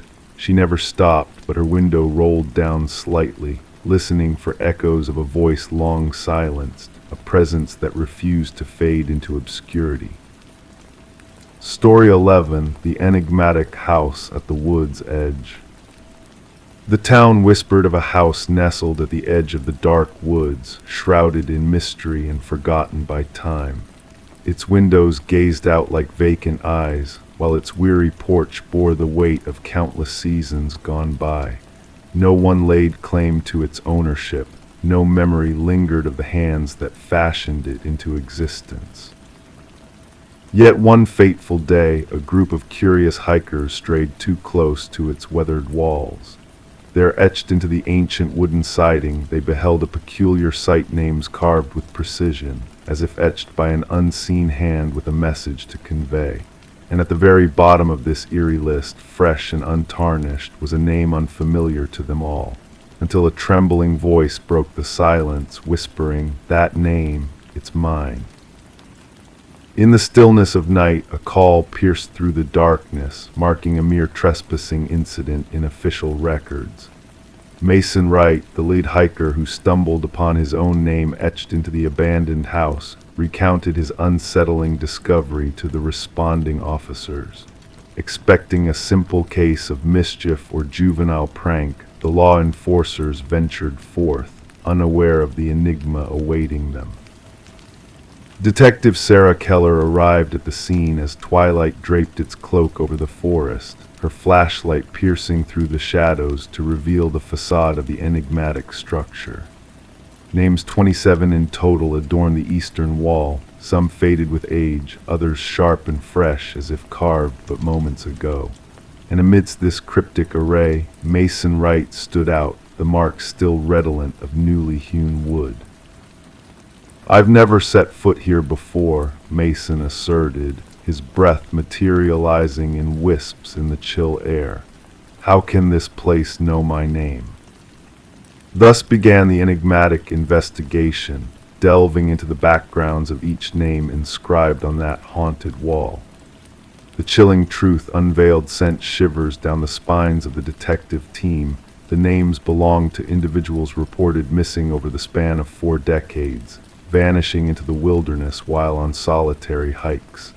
Some cases had grown cold with time, while others remained open, all united by the harrowing detail of their inexplicable disappearances.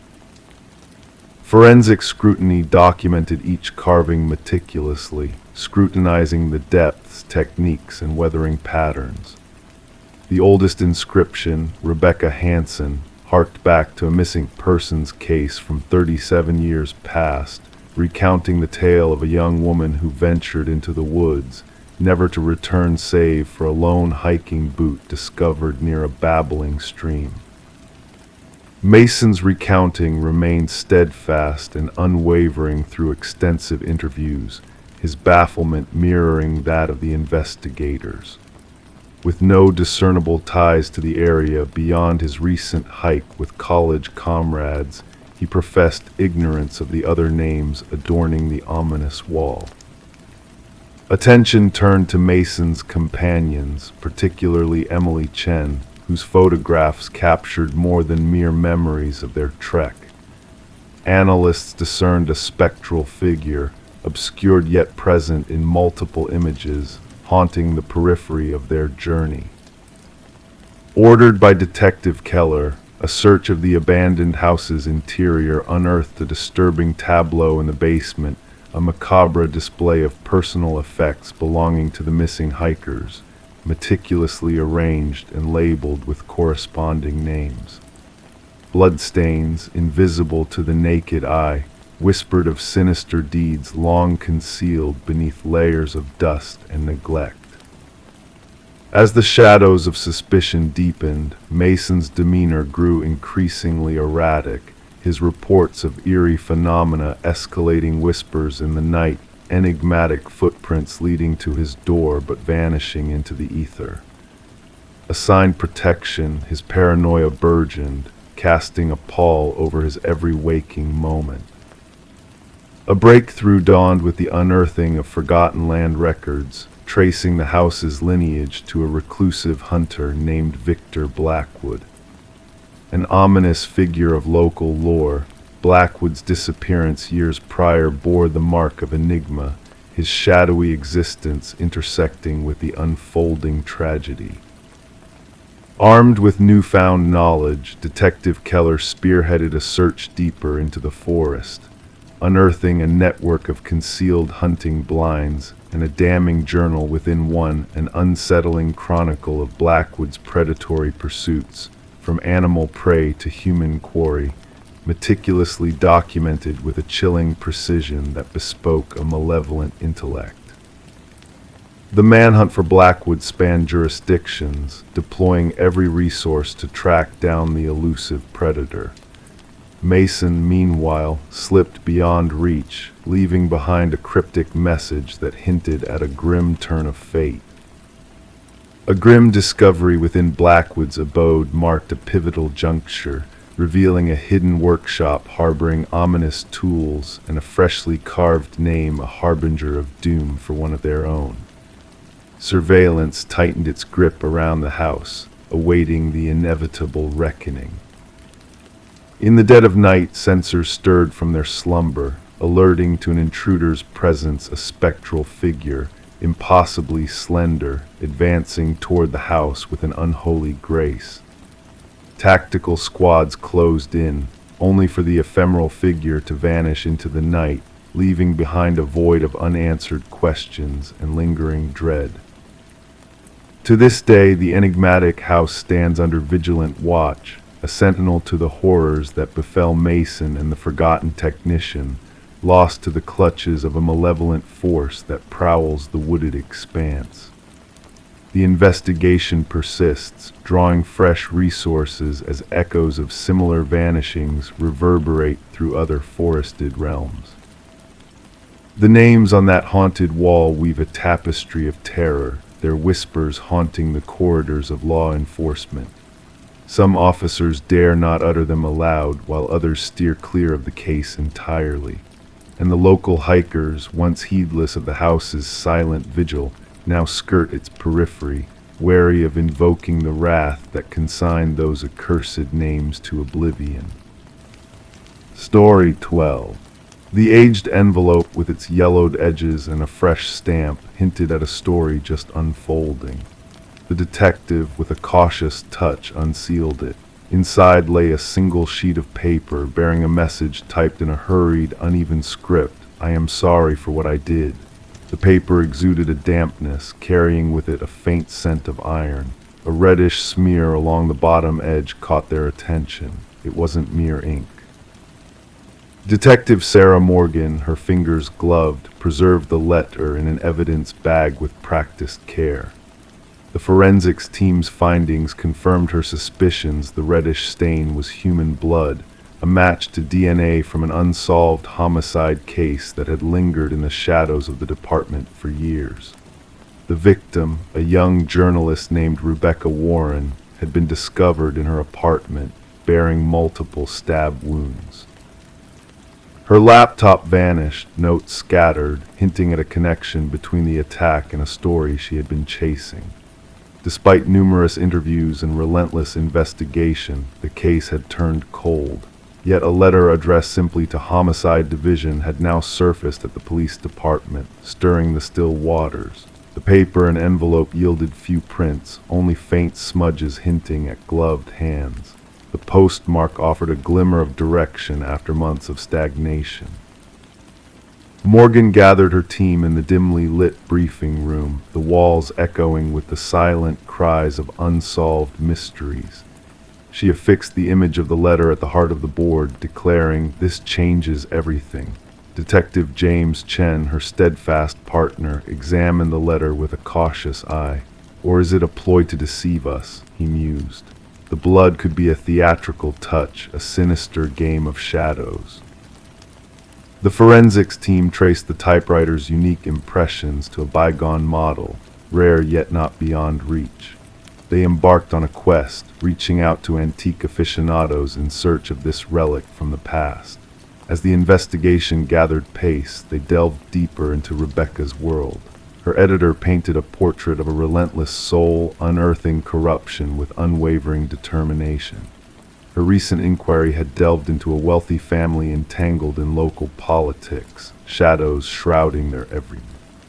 The family's patriarch's recent demise left behind a web of deceit, siblings pointing fingers at each other in a macabre dance of inheritance. Interviews with Rebecca's boyfriend, Michael Barnes, unveiled cracks in his facade. Once a pillar of strength, now a trembling leaf in the wind, his words unveiled a chilling truth. Rebecca feared a shadow trailing her, he confessed. I dismissed it as paranoia, a byproduct of her relentless pursuit. I should have listened. While the detectives pursued this new light, a second letter arrived, bearing the same typewritten message, the same crimson signature. This time the confession ran deeper. She uncovered the family's dark secrets, the inheritance, the patriarch's demise. I never intended for it to reach such depths. The trail led to the mansion of the deceased patriarch, where the eldest son, Richard, stood guard over a collection of antiques, including vintage typewriters. His words, rehearsed and hollow, raised suspicion. The pivotal moment arrived when microscopic fibers on the envelopes pointed to custom stationery exclusive to the family's youngest daughter, Eleanor. Questioned, she unveiled Richard's clandestine use of her stationery. A search of Richard's abode unearthed a hidden chamber, a vault of damning evidence, clippings of Rebecca, surveillance snapshots, and a vintage typewriter echoing the letter's voice. Blood analysis sealed the connection to Rebecca. Yet the unforeseen twist emerged in the shadows linking Richard and Michael. Financial records unveiled a sinister dance of payments from Richard to Michael in the days preceding Rebecca's tragedy. Confronted, Michael crumbled, his words a shattered mirror reflecting guilt. Rebecca unearthed the poison in Richard's heart. The web of deceit spun around his inheritance, he confessed. I relayed her findings to Richard, hoping to scare her off. I never envisioned he'd silence her forever. The final chord struck when Eleanor stepped forth with a damning recording, an echo from the shadows, capturing Richard's sinister whispers. She must vanish into the night. Richard's flight ended in chains, the courtroom the stage for justice's dance. The prosecution wove a tapestry of guilt from the blood-stained letters, the ancient typewriter, the financial trails, and Eleanor's damning testimony. Michael, bargaining his soul for truth, penned a tale of darkness in exchange for redemption. In the courtroom's hushed whispers, Richard clung to innocence's fading light, casting shadows of doubt on Michael's testimony. Yet the scales tipped inexorably towards justice. The jury's swift deliberation echoed a somber truth as Richard faced his reckoning. Detective Morgan, a shadow in the court's embrace, approached Rebecca's grieving kin with a silent solace. Words faltered at the precipice of their sorrow, but in the conviction's echo, a semblance of peace stirred. The blood-stained letters lingered in the vaults of evidence, a reminder that shadows fade but echoes linger, that even the shrouded whispers of the past find voice in the light of truth. The saga of Rebecca Warren, a beacon in the night, etched itself into the annals of detective lore, a reminder that sometimes the key to unlocking shadows lies not in the glare of technology, but in the quiet whispers of a typewriter echoing the weight of guilt on a killer's soul. Story 13, The Tale of the Mysterious Mask. The costume emporium was on the brink of closure, its shelves bare as it liquidated its remnants of the past. Amidst the fading relics, a woman's hand reached out to touch a mask, its delicate features both captivating and eerily lifelike. Placing it on the checkout counter, the cashier hesitated, murmuring, "That's not from our stock." Perplexed, the woman inspected the mask only to find it devoid of any identifying tag. With a nonchalant shrug, she decided to take it home. That very night, a soft, rustling sound roused her from slumber, a whisper of fabric shifting in the darkness. Startled, she sought out the mask she had left on her dresser, only to discover it perched on her nightstand, facing her with an unsettling gaze. This woman, known as Catherine Reed, would soon be discovered by her concerned neighbor. The neighbor, returning a borrowed book, stumbled upon a chilling scene. The front door ajar, the morning light spilled into the dim interior, revealing Catherine's lifeless form on the bedroom floor, the mysterious mask nowhere in sight. Detective Morgan arrived at the somber tableau, the shutter clicks synchronizing with the hushed tones of the investigators. No signs of forced entry, an officer remarked, his pen scratching notes in the silence. The detective, her gaze keen and observant, absorbed every detail of the room. A jar drawer, a lipstick-stained water glass, ordinary yet for the tragic figure that lay before them, forever stilled in fear. The medical examiner, his expression grave, puzzled over the cause of death. No visible wounds, no apparent struggle, he intoned, drawing attention to the frozen terror etched on Catherine's face. Bending closer, the detective whispered, something frightened her to her core. Catherine, an art appraiser with a meticulous eye for detail, had led a quiet existence, renowned for her ability to discern authenticity. Colleagues spoke of her talent for spotting discrepancies that eluded others. The detective pondered whether this very acumen had unwittingly led to her demise. A curious turn came with the examination of security footage from the costume shop. The cashier's bewilderment at the mask's origin piqued the detective's interest. Digging deeper, the shop owner disclosed a troubling history tied to peculiar items acquired from an estate sale shrouded in mystery. Forensics uncovered microscopic fibers on Catherine's hands, a strange blend of human hair and an enigmatic organic substance defying identification. Each victim in similar cases had acquired an enigmatic mask before meeting their tragic end, their faces etched with unadulterated terror.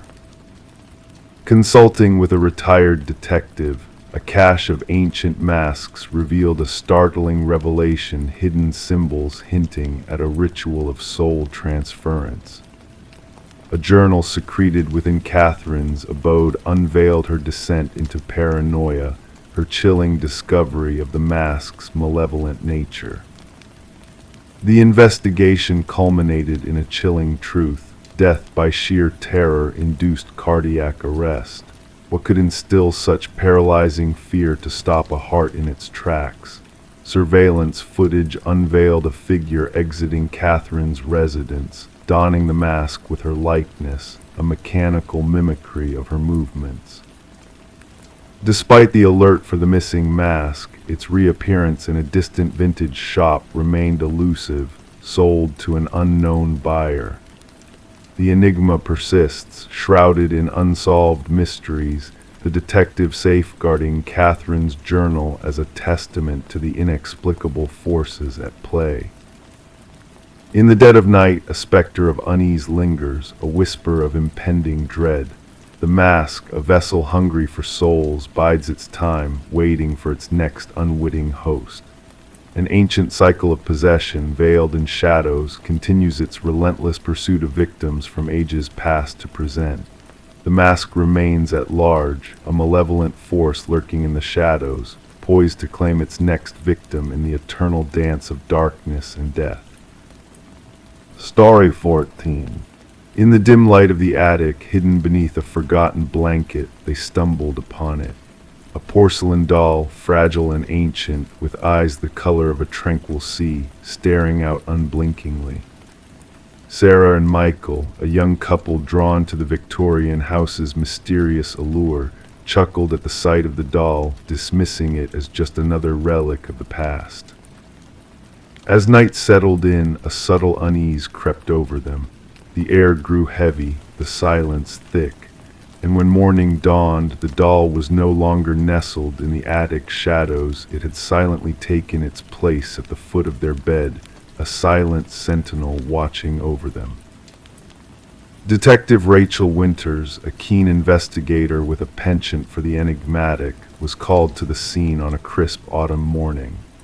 In the master bedroom, a chilling tableau awaited her. The female victim posed unnaturally, limbs bent at precise angles, eyes wide with fear. In the hallway, the male victim seemed frozen in a desperate attempt to flee. With meticulous care, Detective Winters began her investigation, unraveling the threads of a mystery that seemed to defy logic. The crime scene, pristine and untouched, held no clues of a struggle, no signs of forced entry. It was as if the victims had met their fate without a trace of their assailant. Interviews with neighbors unveiled whispers of unseen shadows and ghostly laughter echoing through the empty house at night. The forensic team's discoveries only deepened the mystery. Traces of antique fabrics clustered around the victims, as if the very essence of the doll had permeated the scene. Delving into the house's dark past, Detective Winters uncovered a chilling pattern of tragedy. Previous owners had met mysterious ends, each death shrouded in unanswered questions and eerie occurrences. A tale emerged of a doll maker consumed by grief, his final creation rumored to hold a sinister secret. Old photographs hidden beneath the attic floorboards revealed the doll maker's haunting collection, with one doll mirroring the one found by Sarah and Michael. Infrared scans unveiled spectral handprints trailing from the attic to the master bedroom, hinting at a malevolent presence that defied explanation. A chance encounter with a distant relative of the doll maker shed light on arcane rituals and whispered legends of objects imbued with more than mere life. The truth, elusive and unsettling, eluded conventional understanding, leaving the case at a standstill. And then, in a twist of fate as eerie as the case itself, the doll vanished from police custody, leaving behind a trail of inexplicable events. Detective Winters, her mind clouded by a blank night of amnesia, retired early, haunted by the mysteries that eluded her grasp. The house changed hands once more, its dark history a whispered caution among the curious. The attic, now empty save for a lone blanket, remained a silent witness to the secrets that lingered in its shadows. And as the new owners chose to leave it undisturbed, a faint laughter echoed on the still night air, a ghostly reminder of a past that refused to be forgotten. Story 15. The old house had sat silent, untouched by life for what felt like an eternity. Whispers in the neighborhood spoke of a young woman who had vanished, her presence fading into the shadows of memory. And yet, when the new occupants crossed the threshold, they encountered a mystery shrouded in dust and silence. The bedroom, sealed off from the world, held its secrets close. As the door yielded to their persistence, a heavy stillness filled the air, a weight of the past that clung to every surface. The bed, neatly made, stood as though frozen in time, while the mirror reflected a world devoid of life. On the desk, a solitary candle had burned its last flicker, leaving behind trails of hardened wax like tear tracks on a face long forgotten.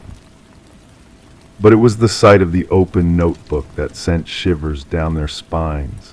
Fresh ink glistened on the page, a silent echo of a voice long gone. Detective Morgan, with a quiet determination, pored over the words that spilled forth from the pen of Elise Winters, a name lost to the winds of time. Her script danced across the pages, a tale of meticulous precision and hidden truths until the final entry, etched with a desperation that seeped through the paper. "I know he's watching me tonight," the words whispered from the page. "The shadows grow long and the whispers linger. If my voice falls silent, let these words speak for me." The room bore witness to a story untold, a narrative woven with threads of deceit and betrayal. Elise, a paralegal with a keen eye for detail, had stumbled upon a web of deception within the walls of Harriman and Associates. secrets buried deep within financial documents, whispers of numbers twisted and truths obscured. The detective traced the contours of Elise's life, piecing together fragments of a puzzle left to gather dust. Her colleagues spoke of a woman consumed by her discoveries, of late nights and whispered fears that danced on the edge of reason. The photographs captured her essence, a portrait of defiance in the face of darkness. But it was the room itself that held the key to unraveling the mystery. In its stillness, faint echoes of a struggle lingered, whispers of a truth waiting to be unearthed. The candle, a silent sentinel, bore witness to secrets buried beneath its waxy shroud. As the investigators delved deeper, hidden truths began to surface. A flash drive, a key, a trail of breadcrumbs leading to a vault of damning evidence. The whispers of corruption within the firm, the shadows of greed that clouded judgment, all laid bare in the digital whispers that echoed from the drives. The truth, like a specter, haunted the halls of justice. Elise's voice, a beacon in the darkness, echoed through the recordings, a testament to a life cut short in pursuit of truth. The revelations sent shockwaves through the corridors of power, shaking the foundations of deceit to their core. And yet the mystery remained unsolved, a shadow lingering at the edge of perception. The truth, a fragile thread woven through the tapestry of lies, waited to be unraveled. It was in the darkness of the hidden passage that the answers lay, a pathway to justice obscured by walls of deception. Vincent Harriman, a man of power and privilege, stood accused in the courts of law.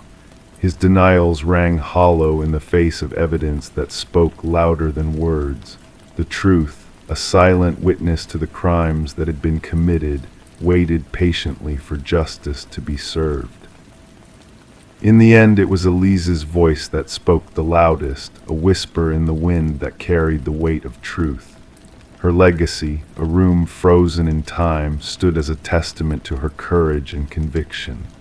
The light that flickered in the window, a beacon of hope in the darkness, a reminder that justice, though delayed, would always find a way. And so the house stood empty once more, a relic of a past steeped in shadows. Its walls whispered of secrets long buried, of a young woman who had dared to challenge the darkness.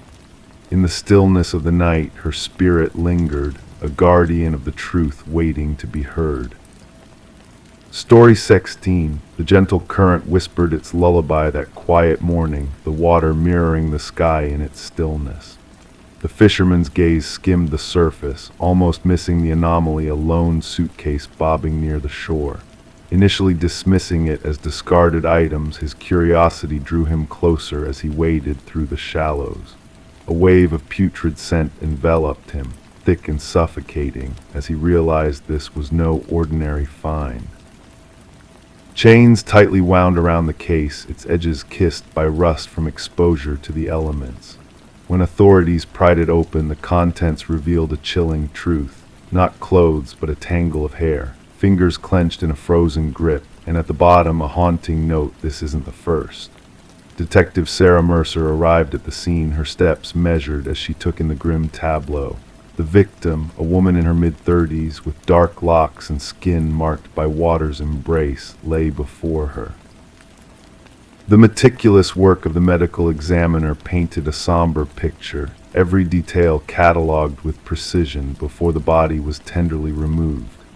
It wasn't the method of disposal that struck Mercer, but the eerie care bestowed upon the victim's appearance, manicured nails, freshly styled hair, adorned in luxury attire. "She wasn't meant for this place," Mercer murmured, eyes following the rhythm of the water against the muddy bank. "She was placed, adorned." The victim was identified as Catherine Walsh, a real estate agent renowned for her expertise in selling upscale properties. Divorced, childless, she dwelled in solitude within an affluent neighborhood. Colleagues painted a portrait of an ambitious, meticulous woman with a penchant for privacy. Her absence was noted by her assistant, who raised the alarm when she failed to attend a crucial showing to potential affluent clients. She wouldn't miss that appointment, the assistant asserted during interrogation. That sale meant everything to her. Walsh's modernist abode became a stage for investigators, each corner scrutinized. Perfection reigned perhaps too perfectly. Designer furnishings stood in silent elegance, untouched by dust. The fridge held regimented meals, labeled and dated.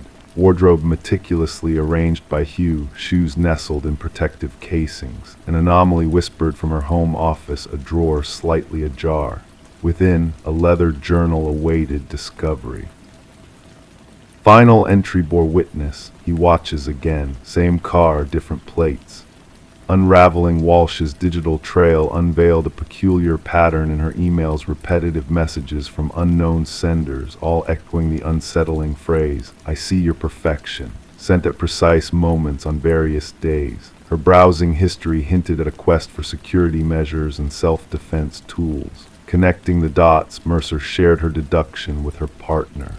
"Our perpetrator is deliberate," she murmured. This wasn't a crime of passion, it was a ceremony. A breakthrough emerged unexpectedly. A local pawnbroker recognized Walsh's distinctive emerald necklace among his wares, absent from her belongings. The culprit emerged as a regular patron, Michael Linden, a nondescript maintenance worker. Surveillance footage painted a damning picture of Linden's comings and goings at Walsh's building, often with his maintenance cart or in a cloak of anonymity.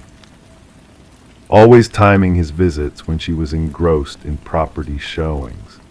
Linden's modest dwelling yielded a chilling tableau walls adorned with clandestine photos of Walsh and other women, all sharing a striking resemblance, all captured without awareness.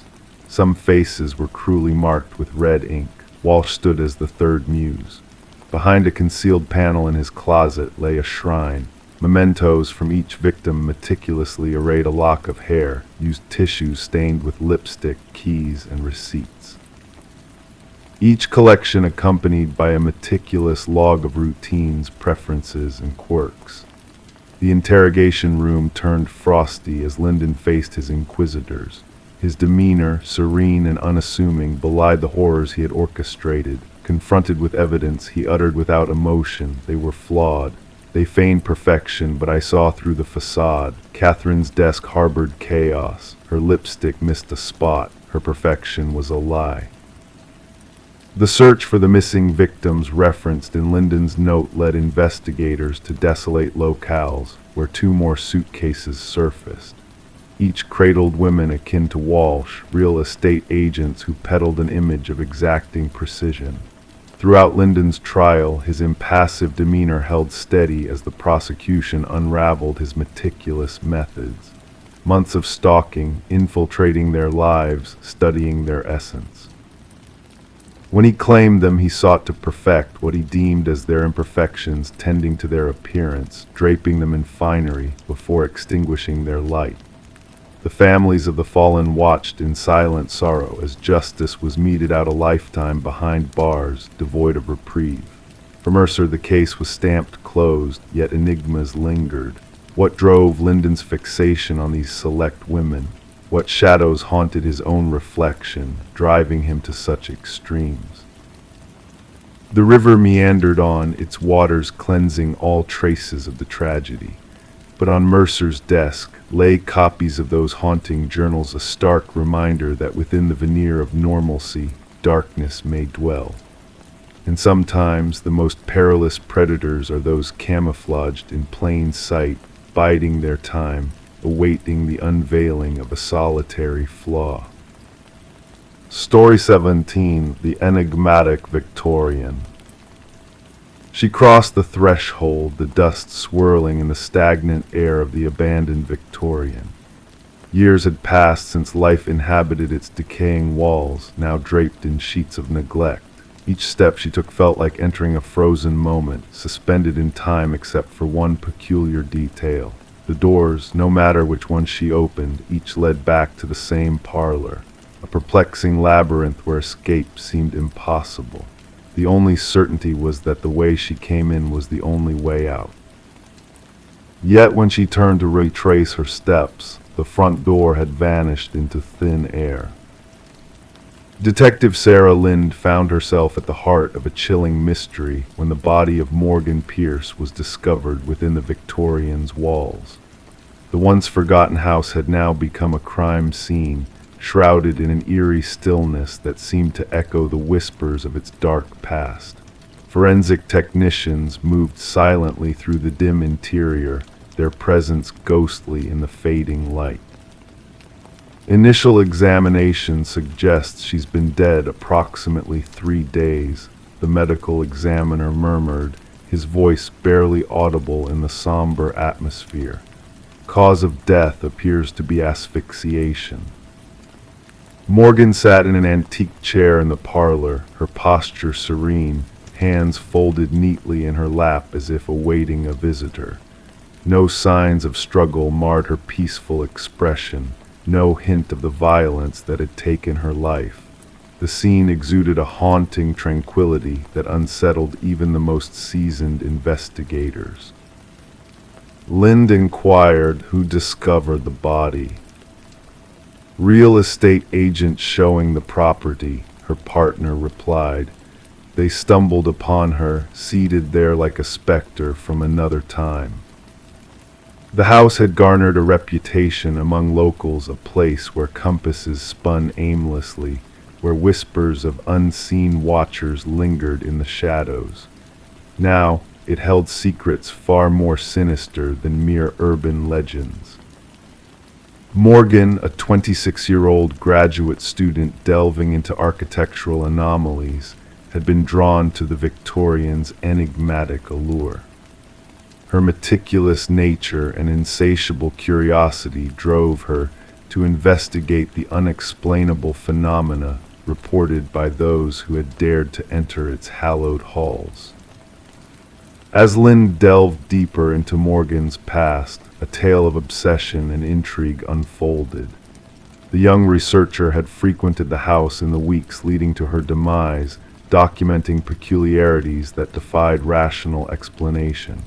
Her journal entries spoke of strange acoustics, shifting spaces, and doors that defied logic by leading to different destinations with each opening. The autopsy unearthed a startling revelation: a rare alkaloid, associated with shamanic rituals, lingered in Morgan's system. Its presence hinted at a journey into altered states of perception, yet in quantities too small to be fatal. Her loved ones attested to her unwavering dedication to her work, dispelling any notion of reckless behavior. Deleted messages on Morgan's phone unveiled a cryptic connection with a mysterious individual who shared her fascination with the house. Their exchanges hinted at a shared understanding of the dwelling's hidden truths, of a presence that yearned to be acknowledged. The investigation converged on Adam Reeves, an architectural historian whose expertise in spatial anomalies had captivated Morgan's attention. Their bond transcended the professional realm, delving into realms of the unknown that bordered on obsession. Reeves, devastated by Morgan's untimely end, recounted tales of the house's deceptive design, crafted to confound and bewilder. Yet his alibi placed him miles away at the time of her death, casting doubt on his involvement in the tragic affair. A revelation from Alina Blackwood's grandson shed light on a dark family secret, a legacy of inexplicable deaths within the Victorians' confines. Dubbed the Claiming, these incidents hinted at a malevolent force that ensnared those who dared to unravel its mysteries. A hidden compartment behind the parlor fireplace unveiled artifacts of ancient origins, invoking powers beyond mortal comprehension. Among them, a deity figurine symbolizing the liminal spaces between worlds, its influence palpable in the residue found on Morgan's belongings. The house's enigmatic grip tightened as forensic evidence revealed the presence of an unknown individual at the scene of Morgan's demise. Partial fingerprints, alien to any known visitor, lingered on doorknobs like spectral echoes of a presence long vanished. 3 weeks into the investigation, tragedy struck once more with Adam Reeves found lifeless in his apartment, mirroring Morgan's serene repose. Clutched in his hand, a key unlocked the hidden chamber within the Victorian, a chamber holding secrets that defied comprehension. In his final testament, Reeves spoke of a revelation that transcended physical confines, a truth that once understood, bound the beholder to a fate intertwined with the house's ancient legacy. The investigation, shrouded in shadows of uncertainty, remained open, a testament to the enduring mystery that lingered within the condemned Victorian's walls. Rumors persisted of spectral lights flickering within its confines, of visitors who vanished into its depths never to return. Some whispered of a curse that claimed those who delved too deeply into its secrets, while others believed Morgan and Reeves had unearthed a force as old as time itself, a force that dwelled in the spaces between worlds, beckoning the curious to embrace the unknown. The truth remained elusive, a mirage shimmering on the horizon of understanding, much like an exit in a labyrinth where every door led back to the beginning, an enigma waiting to be unraveled by those brave enough to seek its hidden truths in the silence of the night. Story 18. In the quiet stillness of the night, a tale unfolds within the walls of an old Victorian-era home owned by Michael and Sarah Klein. What began as a simple renovation project soon turned into a journey into the depths of mystery and intrigue. As the couple peeled back layers of wallpaper in their new abode, they uncovered a secret that had long been hidden from the world. Inked onto the walls in a frantic, uneven script was a name, Alina Winters, a name that held a weight of the past, a name that whispered of secrets untold. With each layer they stripped away, the story of Alina Winters unraveled before them. A missing person from decades ago, her resemblance to the previous owner, Margaret Cavendish, was uncanny. The walls bore witness to a tale of obsession and tragedy, written in ink that refused to fade. Sarah's fingertips traced the name, feeling the desperation and fear etched into each letter. Michael delved into the depths of the internet, searching for answers that seemed to slip through their grasp like shadows in the night. The discovery of Alina Winters became a haunting presence in their lives, a mystery that demanded to be solved. The house, once filled with charm and character, now held echoes of a past that refused to be forgotten. Their nights were consumed by research and investigation, unraveling the tangled web of lies and deceit that surrounded Alina's disappearance. Each piece of the puzzle they unearthed only led to more questions, more uncertainty. The retired detective's voice crackled over the phone, his memories of the cold case offering glimpses of a truth long buried. Alina's fate intertwined with that of a psychiatric patient named Rebecca Eldridge, a woman whose fractured mind blurred the lines between reality and illusion. As the forensic teams descended upon their home, digging up secrets buried deep within the earth, Michael and Sarah watched in silent contemplation. The truth they had sought revealed itself in the most unexpected of ways. Alina's remains unearthed from beneath the garden soil, a grim testament to the horrors that had transpired within those walls. Rebecca Eldridge, in her guise as Margaret Cavendish, stood at the center of it, all a fractured soul torn apart by jealousy and obsession. The names on the wall, once a mystery shrouded in darkness, now stood as a testament to a tragedy long forgotten.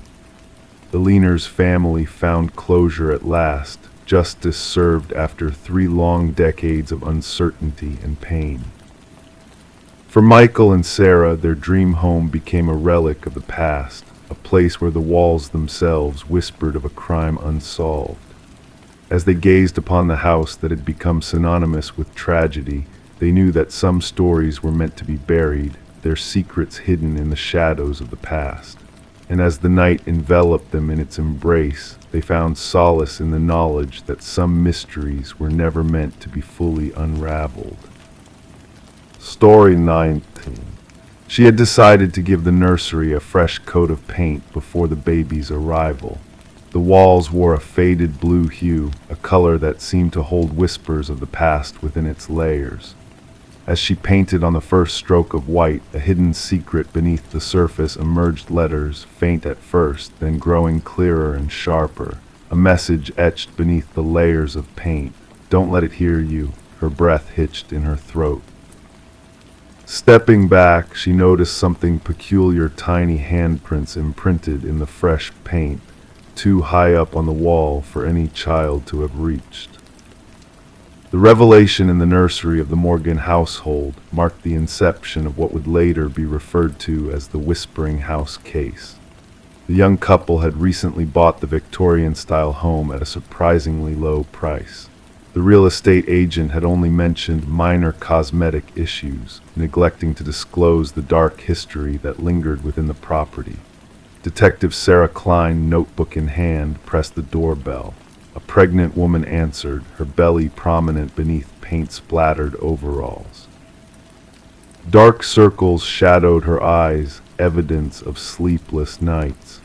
The detective observed the tremble in her hands as she recounted the discovery of the message and handprints. "The previous owners vanished abruptly," the woman explained. "Neighbors claim they left in the dead of night, with no moving truck, just essentials stuffed into their car." Detective Klein traversed through the aged home, the floorboards creaking under her weight. Standing in the nursery, she studied the partially painted wall.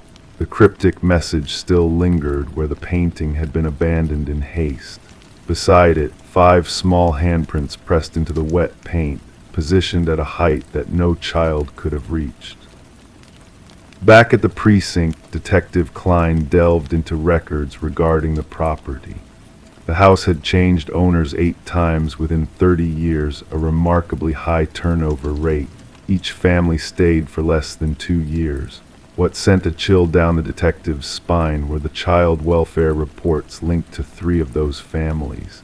Children spoke of whispers from the walls and someone watching them sleep. The detective delved deeper, examining construction records and historical documents. The house had once belonged to Eleanor Blackwood, a wealthy widow who ran a small orphanage on the premises during the early industrial era. Newspaper clippings referenced the disappearance of 5 children under her care. Authorities at the time assumed they had run away, a common occurrence for orphans in that era. When Eleanor passed away, workers renovating the house uncovered a sealed room hidden behind the nursery wall. Inside, they found children's belongings, tiny shoes, toys, and clothing, but no remains. The case went cold, gathering dust in archives. Interviewing former residents, Detective Klein pieced together a disturbing narrative. Each family with children reported eerie incidents, toys moved during the night, echoes of childish laughter in empty corridors, and crayon drawings materializing on walls.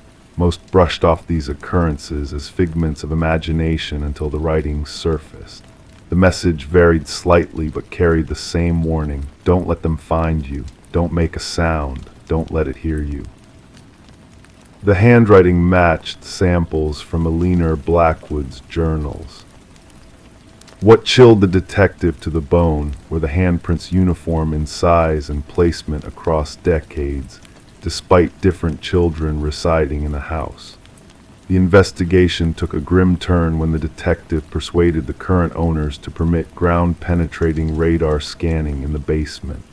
The technician identified anomalies in the readings, 5 distinct shapes beneath the concrete floor, each resembling the size of a child.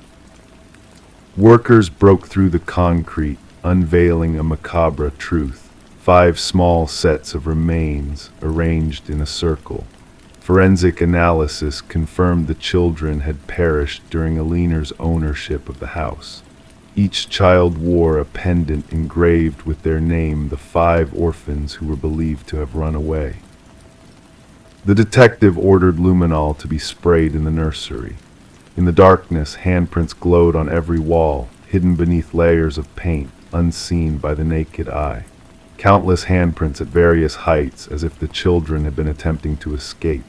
Aliner's journals, retrieved from county archives, exposed her twisted beliefs. She thought orphaned children possessed a special spiritual energy that she could harness to prolong her own life by sealing them in the hidden room. The children had etched warnings into the wall, hoping future inhabitants would uncover their fate. The case concluded with a proper burial for the 5 victims. Their names were finally acknowledged not as runaways but as victims of murder. The house remained vacant, the expecting couple refusing to set foot inside even to retrieve their belongings. Detective Klein submitted her final report, featuring photographs of the luminol-illuminated handprints and the hidden message. She noted that while justice was served for the original victims, an inexplicable presence lingered in the house, something that continued to reach out through layers of paint and time. The nursery walls were raised during the remediation process, but workers reported hearing whispers of children's voices emanating from the debris. None dared to return once their shifts ended. The house was ultimately condemned, becoming another cold case file in a forgotten cabinet, a tangible resolution, yet leaving unanswered spiritual queries. The detective retained one photograph from the case, a depiction of 5 luminol handprints glowing in the darkness, a haunting reminder that certain crimes leave indelible marks that no amount of fresh paint can conceal.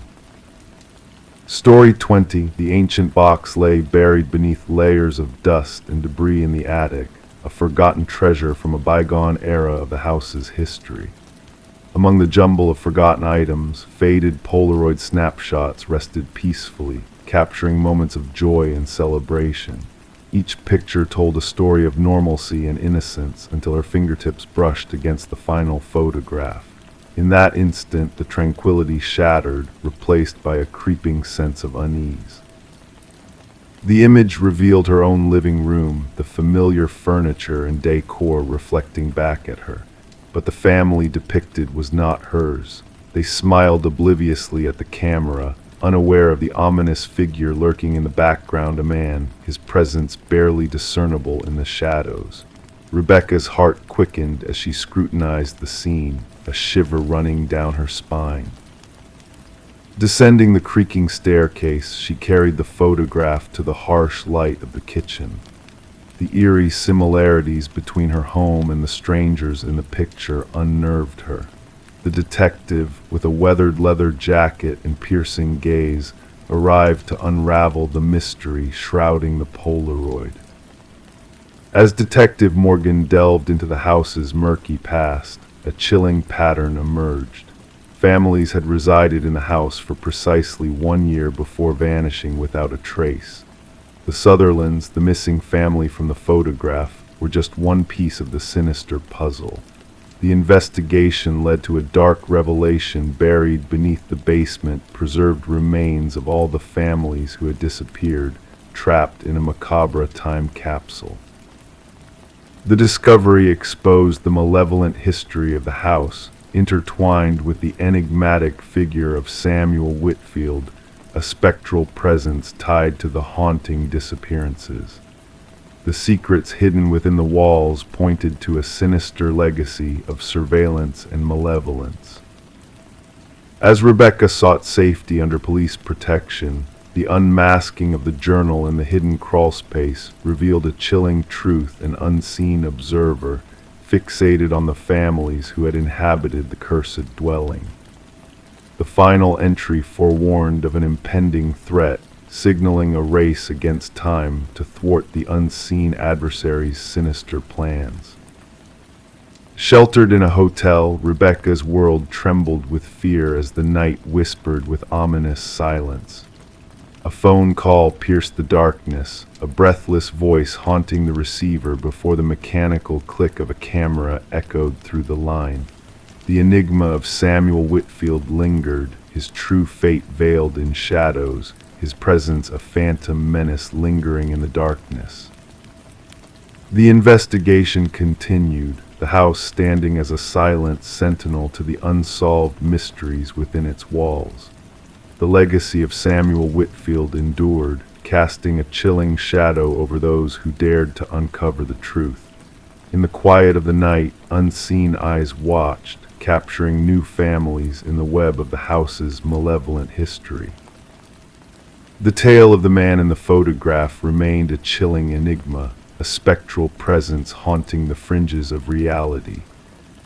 As the world turned, whispers of the house's dark past echoed in the wind, a reminder of the unseen forces that lingered in the shadows, forever waiting, forever watching. Story 21. The old Polaroid held within its faded borders a snapshot of a birthday celebration long past. Smiles adorned faces, candles flickered innocently, nothing out of the ordinary at first glance. But when the daughter unearthed the box of forgotten photos, a chilling discovery awaited her. Among the familiar faces there lurked a presence. A man, shrouded in half-shadow, lingered in the background of every photo, just beyond the glow of the festive candles. He was not a part of the family. No one recalled his presence that day, yet in each successive photo he drew closer. Sarah Winters stumbled upon the collection while clearing out her mother's attic following the funeral. A simple cardboard box labeled Memories housed a wealth of aged photographs capturing moments from her childhood. What should have been a nostalgic find soon morphed into the prologue of a haunting tale. In the initial photo, the man was a mere whisper of darkness, a silhouette on the periphery during Sarah's 7th birthday party. In the subsequent snapshot, he had crept inside, looming behind her unsuspecting uncle. By the third image, he stood directly behind her, a ghostly figure unnoticed by those in the frame. Trembling, Sarah reached out to her father, her voice quivering as she recounted her unsettling discovery. "Dad, who is this man haunting the background of all these pictures?" A pregnant silence followed her inquiry, then a sharp intake of breath. "What man? There shouldn't be anyone there but family," her father finally replied. Detective Marcus Reed sat across from Sarah as she laid out the eerie photographs on his desk in the dimly lit precinct. Raindrops danced on the windows, casting ethereal shadows over the evidence. The detective's weathered hands moved methodically from one photo to the next, his gaze narrowing with intrigue. "And no one recognized this individual?" he inquired, his voice a blend of neutrality and fascination. Sarah affirmed no one, but observed the progression. She arranged the photos in chronological order. As the detective leaned in, the chilling reality unfolded before him. The mysterious figure advanced methodically through the series of photos, inching ever closer to the children. In the final frame, he stood ominously behind Sarah's childhood self, a pale hand outstretched just beyond the frame's edge. "The photographer," Reed pondered aloud, though doubt lingered in his tone.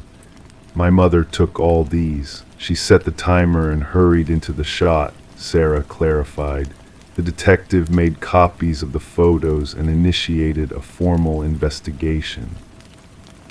Days passed as Reed painstakingly contacted every surviving attendee of the party.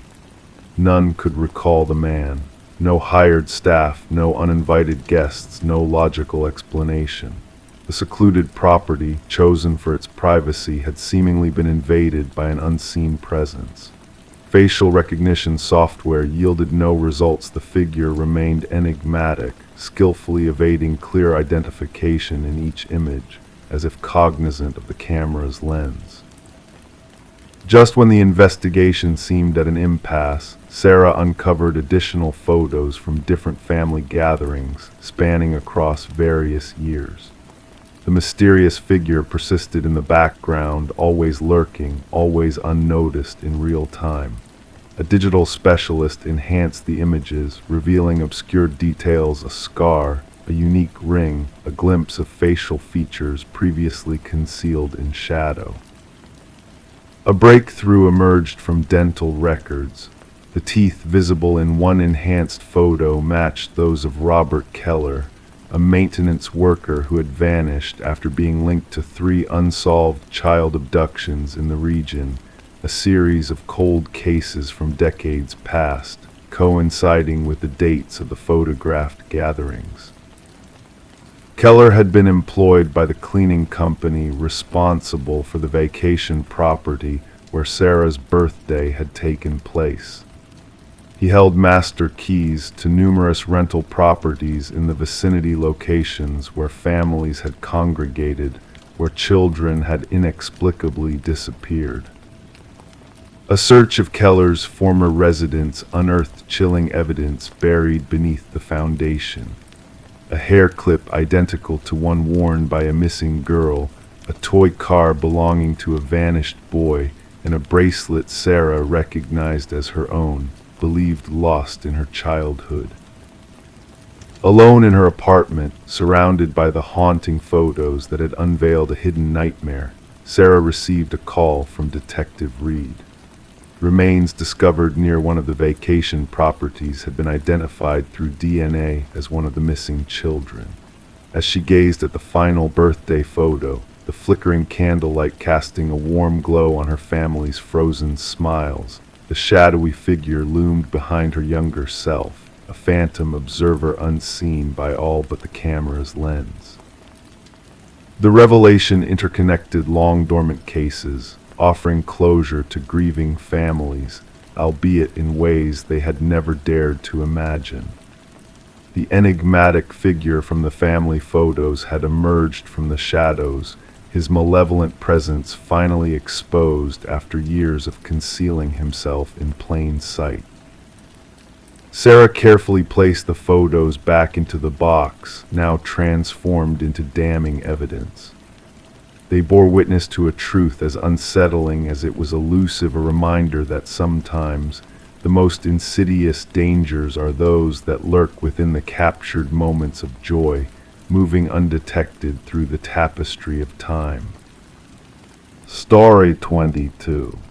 In the quiet of the morning, a mysterious package appeared on Sarah Miller's doorstep.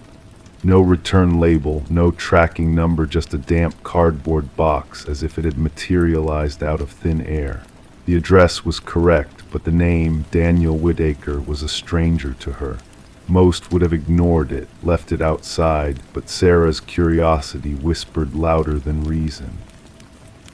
With a gentle tug, she opened the box, expecting mundane contents. Instead, she found a VHS tape, accompanied by a solitary sticky note that read, "Watch alone." The weight of the tape felt heavy in her hands, an unspoken gravity pulling at her senses. Tracing the worn edges, she sensed a hidden story waiting to unfold. The suburban neighborhood hummed with its usual rhythms: distant barks, playful laughter, the drone of a lawnmower. Oblivious to the enigma in her kitchen, Sarah hesitated, torn between intrigue and apprehension. Daniel Whitaker's name held no significance in her world, yet the tape beckoned, a whisper of mystery wrapped in black plastic. Defying her better judgment, Sarah inserted the tape into her old VCR. Static danced on the screen before resolving into a dimly lit room where a weary man sat, his identity shrouded in shadows. His voice, steady yet burdened, introduced himself as Daniel Whitaker, setting the stage for a tale of injustice and betrayal. As the narrative unfolded, Sarah's world collided with Detective Eliza Ramirez's investigation, where truth and deception entwined in a web of conspiracy. Daniel's desperate plea echoed through the tapes, unveiling a sinister plot orchestrated by powerful forces. Catherine Walsh's murder, once a closed case, unraveled into a labyrinth of corruption and cover-ups. The pieces of the puzzle clicked into place as Sarah received a second package, unveiling damning evidence that exposed the truth Catherine had fought to reveal. With each revelation, Detective Ramirez's pursuit of justice led her down a twisted path where the lines between guilt and innocence blurred. The system meant to uphold truth now stood exposed, its flaws laid bare by the relentless pursuit of those seeking redemption. Through Sarah's unexpected involvement, the final chapter of the saga unfolded a reckoning that stemmed from a simple package delivered to the wrong address. The tapes, once symbols of deceit, became testaments to resilience and the unwavering pursuit of truth. In the end, as Daniel Whitaker reclaimed his freedom and Sarah stood as a silent witness to the unraveling of a conspiracy, they shared a moment of understanding. In a world where shadows concealed as much as they revealed, their paths had crossed, illuminating the darkness with a flicker of hope. The VHS tapes, artifacts of a tumultuous journey, now rested in evidence, marking a chapter in history where the unexpected led to revelations beyond imagination. And as the world drifted into slumber, the echoes of a tale told in whispers lingered, a reminder that truth, no matter how elusive, always found its way home. Story 23. The aged apartment exhaled a tired groan, its heating system protesting with a metallic shudder as the pipes rattled, creating a familiar symphony of creaks and echoes. The occupant had grown accustomed to these nocturnal lullabies, dismissing them as routine disruptions of an old building settling into the night's embrace. But on this particular evening, a subtle shift in the air hinted at something more than mere structural complaints. A delicate voice, barely a whisper, danced through the vents like a ghostly melody. It wasn't a casual conversation or a neighbor's distant chatter, it was a beckoning, a calling out to her. Intrigued yet unnerved, she pressed her ear against the cold grate, feeling the faint breath of an unseen presence caress her cheek. And then, almost teasingly, the voice reached out to her, saying, "I know you can hear me." Detective Morgan Shaw stood in the dimly lit apartment, a solitary figure amidst the vacant space, her gaze fixated on the rusted vent cover that had been forcibly removed. The forensics team moved methodically around her, capturing the scene in flashes of light and shadows. The missing woman, Alina Reeves, had vanished without a trace, her absence unnoticed until the scent of decay permeated the building's corridors. Officer Patel, his voice cautious, recounted Alina's unsettling claims of hearing voices through the vents. Management had dismissed her fears as products of an overactive imagination fueled by the building's aging infrastructure. Shaw knelt by the vent, tracing the deep gouges along its edges, evidence of a desperate struggle from within. Alina, a beloved kindergarten teacher with a penchant for nurturing life in all its forms, had exhibited signs of growing paranoia before her disappearance. Her sister's trembling words painted a picture of a woman haunted by unseen eyes and unheard whispers, her reality slowly unraveling in the shadows of her own home. As Shaw delved deeper into the mystery, she uncovered a tapestry of eerie details that intertwined with Alina's life. Fibers from her favorite cardigan trapped in the vent, a mysterious fingerprint on the inside of the cover, and haunting audio recordings that captured the chilling dialogue between a leaner and an unseen entity. The building itself held secrets, a dark history of tenants fleeing in fear, their minds haunted by spectral voices and unexplained phenomena. Harold Weber, the unassuming superintendent with access to every corner of the structure, harbored a gaze that faltered when questioned about the occupants of apartment 4B, a subtle shift in demeanor that did not escape Shaw's keen scrutiny.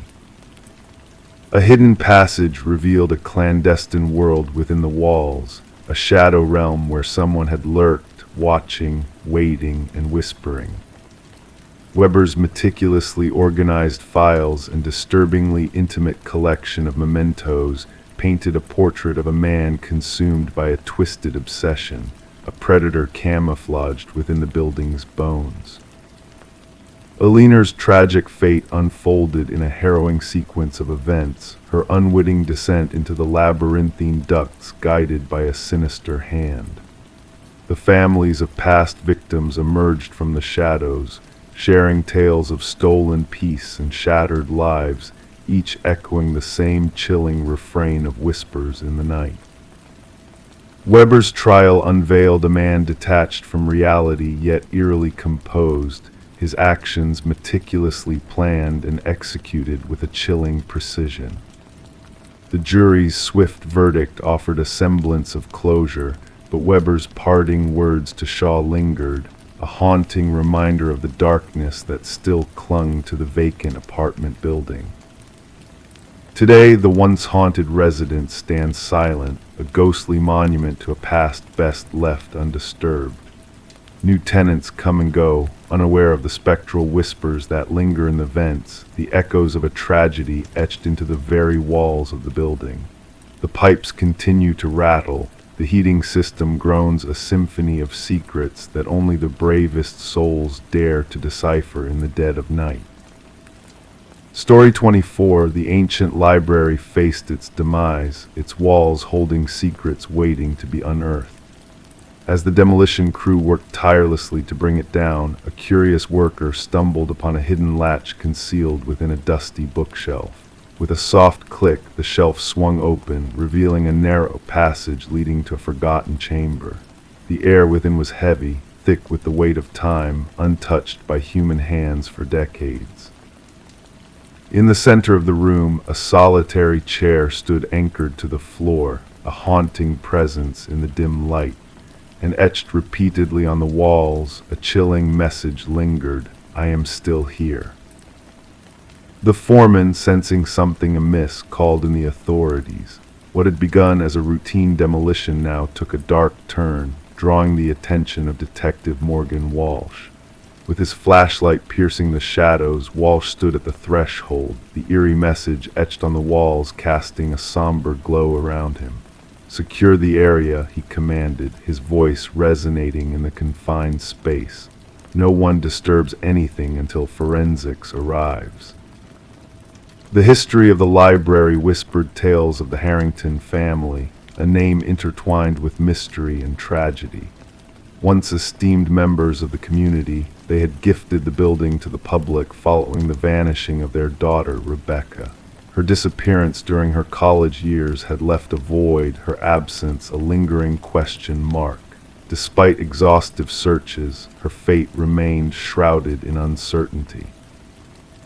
The prevailing belief hinted at a voluntary departure, yet her family clung to the belief of a darker truth lurking beneath the surface. As forensic experts combed through the hidden chamber, traces of a haunting past emerged. Hair and fibers embedded in the chair, minute specks of blood and skin on the walls, all pointing to a young woman's presence. The chair, a cruel contraption of restraint, bore witness to a struggle against captivity, a silent testament to untold horrors. Walsh delved into the family's history, a gnawing suspicion tugging at his mind. The timing of the library's donation, mere weeks after Rebecca's disappearance, raised unsettling questions. Further inquiries unveiled a disturbing tie. The contractor who had installed the bookshelf had close ties to Maxwell Harrington, Rebecca's uncle and patriarch of the family. Financial transactions hinted at a hidden agenda, a sinister motive veiled in shadows. Former staff members shared whispers of Maxwell's solitary visits to the forbidden section, his insistence on preserving its antiquity. An elderly librarian's memories painted a portrait of a man consumed by his secrets, seeking solace in the silent embrace of the library's hidden heart. The revelation of DNA evidence linking Rebecca to the chamber sent shivers through the investigation. The pieces of the puzzle fell into place, painting a grim picture of betrayal and captivity. A search of the Harrington estate unearthed a journal, its pages a damning testimony to Maxwell's twisted fixation on his niece. The final entry, a chilling declaration of intent, laid bare the depths of his depravity. Confronted with the evidence, Maxwell's facade crumbled, revealing a heart blackened by greed and fear. His confession, devoid of remorse, peeled back the layers of deceit, exposing the true horror that had lurked in the shadows for years. The excavation beneath the hidden chamber uncovered the truth Maxwell had sought to bury, a young life snuffed out in the throes of desperation. Rebecca's skeletal remains, clad in the silver bracelet her parents had gifted her, bore silent witness to the injustice that had befallen her. As Maxwell faced justice, the Harrington family stood in solemn vigil, their grief mingling with a sense of closure long overdue. Rebecca's recovered bracelet, a symbol of remembrance, became the anchor for their mourning, a tangible link to the daughter they had lost. The library, once slated for destruction, now stood as a monument to a life cut short, a testament to the resilience of truth against the veil of darkness. Flowers adorned its entrance, a tribute to a soul who had fought to be heard, whose message etched in despair had echoed through the ages. In the stillness of the chamber where shadows danced with memory, Rebecca's whispered words lingered like a gentle breeze. "I am still here," a haunting refrain that ensured her presence would endure, a beacon of light in the depths of darkness.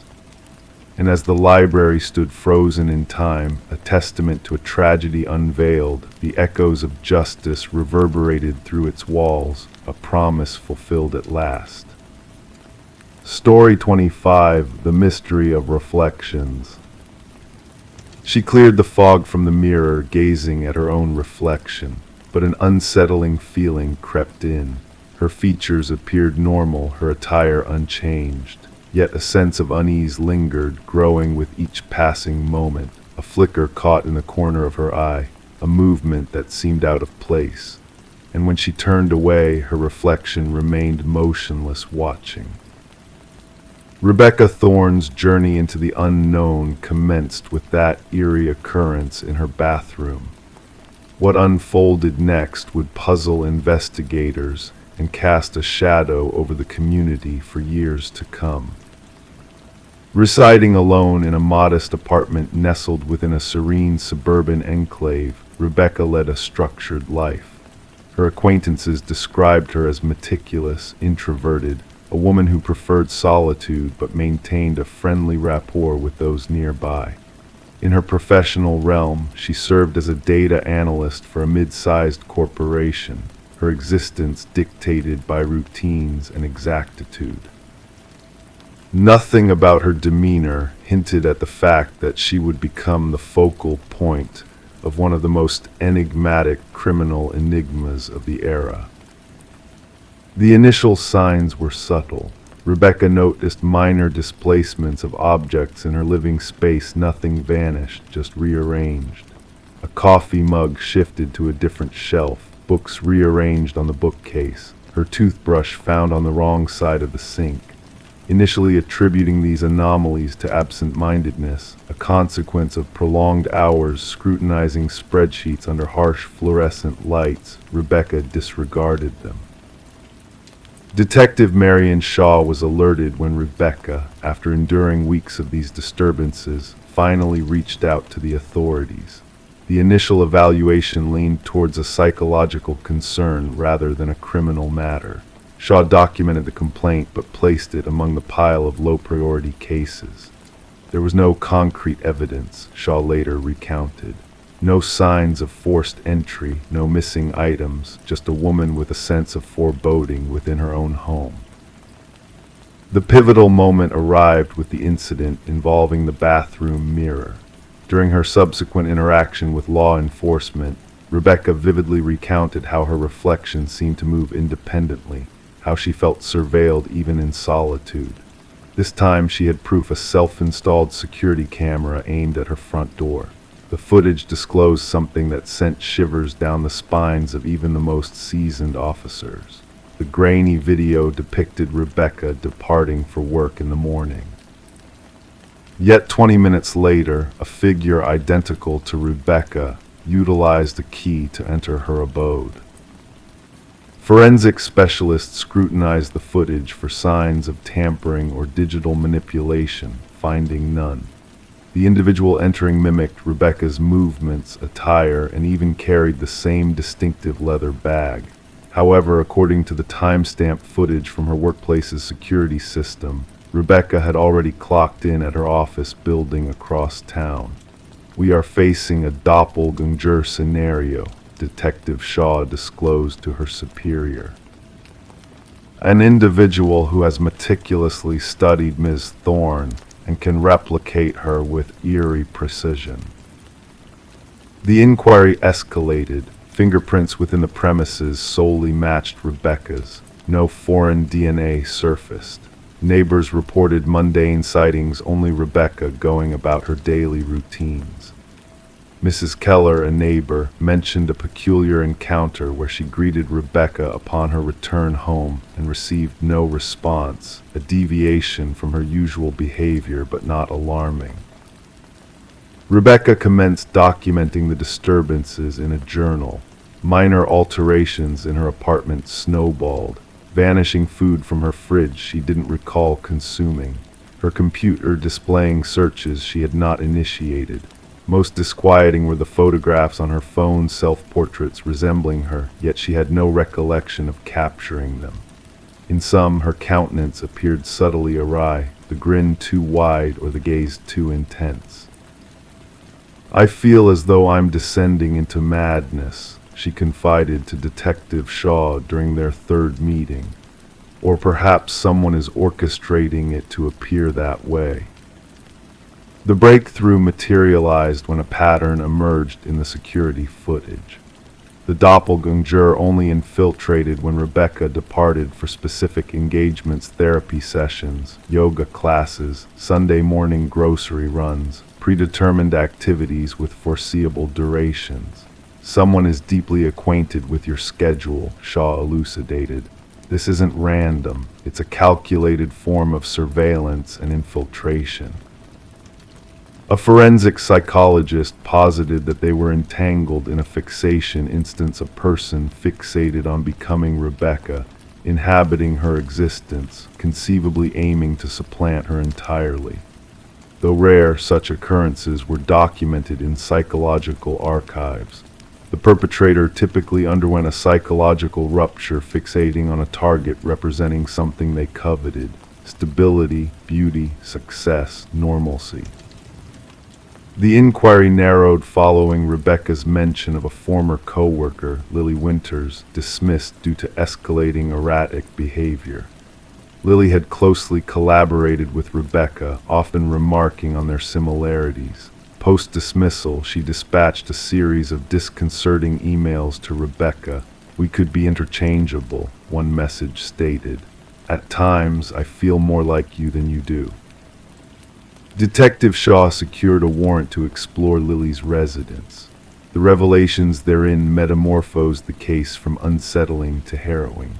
A chamber within Lily's domicile had been transformed into a shrine-like replica of Rebecca's bedroom. The walls adorned with photographs, countless snapshots of Rebecca entering her apartment, shopping, socializing, all captured without her knowledge. A wardrobe in a closet housed replicas of Rebecca's attire. Makeup mirroring Rebecca's preferred brands rested on a vanity beside meticulous notes on her mannerisms, speech patterns, and daily routines. Most incriminating were the rehearsal videos. Lily had filmed herself imitating Rebecca's gait, gestures, and expressions. The evolution was apparent, initial attempts awkward and conspicuous, later iterations scarcely distinguishable from the authentic Rebecca. "She aspired to become me," Rebecca murmured upon viewing the evidence. "She wasn't merely mimicking me, she was obliterating me." Technicians unearthed sophisticated equipment for crafting duplicates of keys and replicating electronic access cards. Lily had upheld an intricate system to monitor Rebecca's movements, including a calendar with meticulous prognostications of her agenda. What remained elusive was Lily's ultimate objective. Journals discovered in her abode featured incoherent entries alternating between first and third person, occasionally alluding to Rebecca as me and her in the same passage. The final entry left investigators chilled. "Soon, only one of us will subsist. The stronger manifestation shall prevail." As authorities moved to apprehend Lily, she had vanished. Clues within her residence indicated a swift departure, drawers ajar, certain devices absent. A nationwide alert was issued. Rebecca was relocated to a secure location under constant surveillance. Over 3 weeks, officials monitored every site linked to her previous life. Lily remained elusive. The case veered into a disconcerting realm when a security guard at Rebecca's former workplace reported an anomaly. Despite being on leave, Rebecca had been witnessed entering the building. Surveillance footage verified that a figure identical to Rebecca had utilized a valid ID card to access the premises, proceeded to her former desk, and spent 40 minutes perusing her files before departing. Meanwhile, the authentic Rebecca, sheltered in a secure location, could not have been present at the office. The implications turned lucid. Lily hadn't absconded, she had made her move. She now inhabited Rebecca's existence, stepping into her shoes while the genuine Rebecca remained concealed. The case remains unresolved. Lily Winters has yet to be apprehended. Rebecca Thorne chose not to retrace her former life, opting to forge a new identity in a clandestine locale. Detective Shaw preserves a photograph on her desk, 2 women strikingly alike. One is Rebecca Thorne, the other is Lily Winters. Occasionally she scrutinizes their countenances, seeking disparities, the giveaways that would differentiate one from the other. The authentically unnerving aspect Shaw imparts to fledgling detectives is not that someone can resemble or sound like you. It's their fervent desire to emulate you to the extent that they efface themselves in the process. Identity is not solely what we present to the world, it's what we safeguard most vigilantly. And sometimes we fail to grasp its worth until someone endeavors to pilfer it. Story 26, The Secret Dollhouse. She always avoided the attic, finding it unsettling, but when a storm caused a leak in the roof, she had no choice but to venture up there. The musty space was a graveyard of forgotten treasures, shrouded in layers of dust and cobwebs. Amidst the shadows, tucked away in the darkest corner, stood an old dollhouse. Its intricate details sent shivers down her spine, from the meticulously placed tiny furniture to the eerily accurate replicas of her family members. As she peered into the miniature rooms, a knot formed in her stomach. These were not mere dolls, they were hand-carved figures, exact replicas of her family, frozen in time. Each figure mirrored the real-life positions of her family members, except for one glaring difference: the figure meant to be her was standing by the attic door. Rebecca Morgan traced her finger along the tiny roof, feeling the spot where her miniature self stood. The chill that ran through her was not solely from the draft whispering through the rafters. This dollhouse didn't belong here. This wasn't her childhood home, but a rented house her family had moved into recently. The discovery of the dollhouse led to a frantic call to the authorities. When officers arrived at the suburban home, they found a family in turmoil, huddled together in fear, refusing to return to the upper floor. Detective Sarah Harmon, the lead investigator, initially brushed off their concerns as a prank or the product of an imaginative family adjusting to a new environment. However, the intricate craftsmanship of the dollhouse caught her attention. Each miniature figure captured a distinct aspect of the family members: the father's thinning hair, the son's favorite hoodie, even the small birthmark on the mother's hand. It was as though someone had been meticulously observing them. Forensic analysis unveiled fingerprints on the dollhouse belonging to none of the family members. Even more disturbing were the hidden cameras embedded in the eyes of each figure, all linked to a complex surveillance system concealed beneath the dollhouse. The movements of the Morgan family had been meticulously recorded, mirroring their daily routines with uncanny precision. "We realized this went beyond mere stalking," Detective Harmon revealed. "The level of obsession displayed by the perpetrator was unprecedented." Further investigation uncovered a concealed entrance to a basement hidden behind a pantry wall. Inside, investigators found evidence of someone living there long before the Morgans arrived. Food wrappers, water bottles, and a sleeping bag indicated the intruder had been residing beneath the family's feet for weeks. The absence of forced entry perplexed investigators. Records showed the house had sat vacant for almost a year before the Morgans' arrival. The previous owners, an elderly couple, had passed away, leaving their son in charge of the property. Neighbors provided little insight, except for one elderly woman who occasionally noticed lights in the supposedly empty house. She assumed it was the real estate agents showcasing the property, unaware that someone was living there without permission. A breakthrough came through digital forensics, tracing the surveillance feed to an apartment across town. Inside, walls adorned with photographs of the Morgan family and previous residents revealed a chilling obsession. Journal entries meticulously detailed the daily lives of each family member. The most disturbing find was a workshop filled with half-finished dollhouses, each representing a different home in the neighborhood. The apartment belonged to Martin Wells, the son of the deceased homeowners. Financial records indicated his descent into debt after his parents' deaths, leading him to create a hidden living space in their house while renting it out.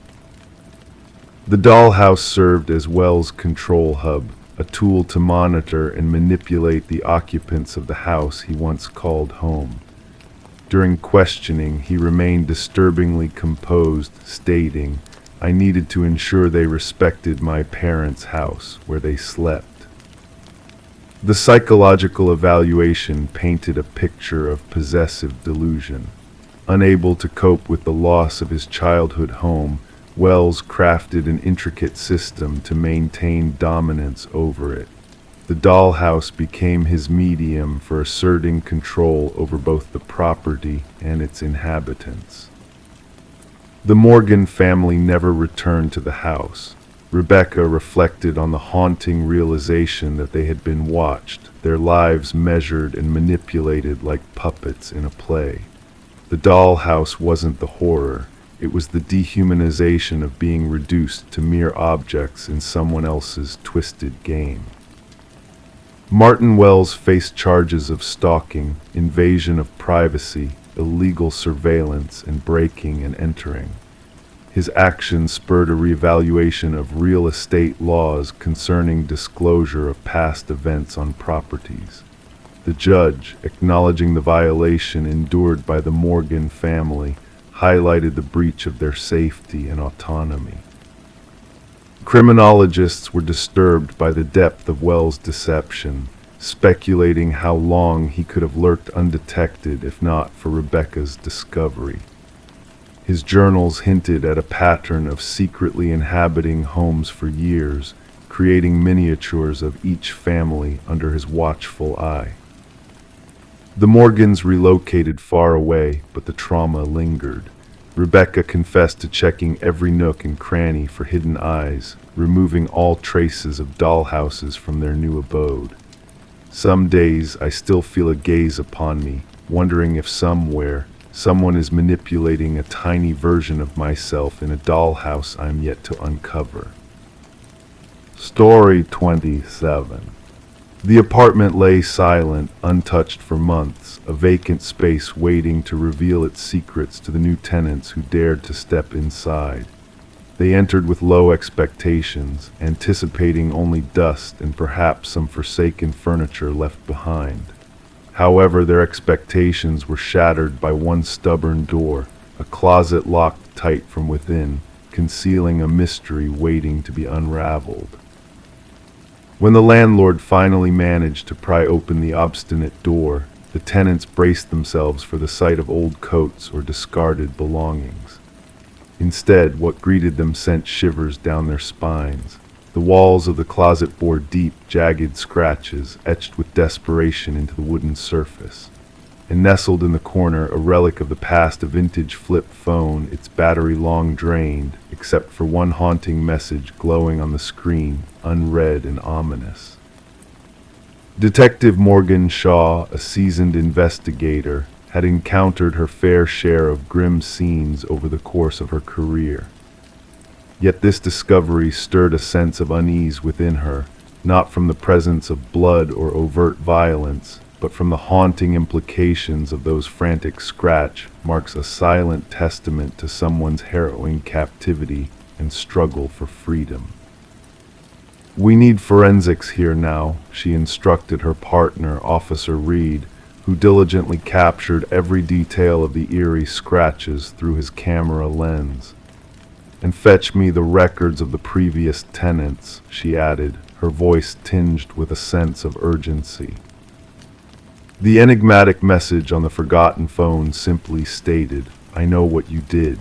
The landlord, a jittery man with perpetually clammy palms, nervously recounted how the previous tenant had vanished without a trace, leaving rent unpaid in their wake. A young woman kept to herself, left abruptly about 6 months ago, he stammered, his eyes skirting away from the closet as if avoiding an unseen presence. Forensics uncovered a chilling revelation within those scratch marks, traces of multiple blood samples embedded in the grooves on the walls. While most matched a single individual, presumably the missing tenant Emma Caldwell, aged 28, reported absent from her workplace, 2 other DNA samples emerged. One remained a mystery in the system, while the other belonged to a man supposedly deceased for 2 years, Derek Mercer, a name that sent a ripple of disbelief through the investigation. Shaw's brow furrowed as she scrutinized the perplexing findings laid out in the forensic report. Derek Mercer, declared dead in a past accident, now resurfacing through fresh DNA evidence on the walls of Emma's closet. The pieces of the puzzle seemed to form a sinister picture of interrupted lives and hidden truths. Emma's apartment whispered a tale of interrupted routines, unopened mail, a forgotten coffee mug in the sink, a meticulously made bed all frozen in time.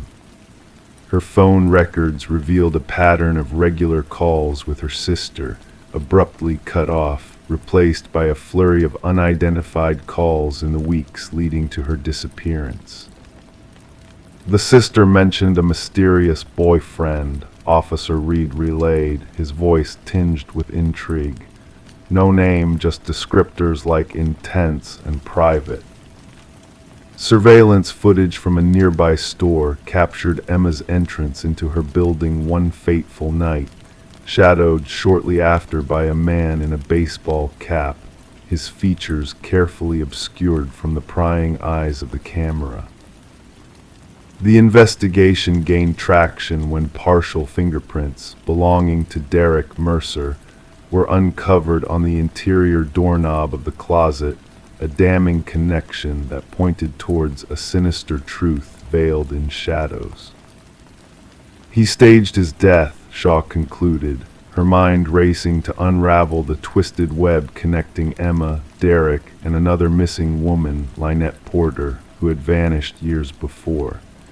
Pieces of the puzzle fell into place as Shaw delved deeper into the dark recesses of the case.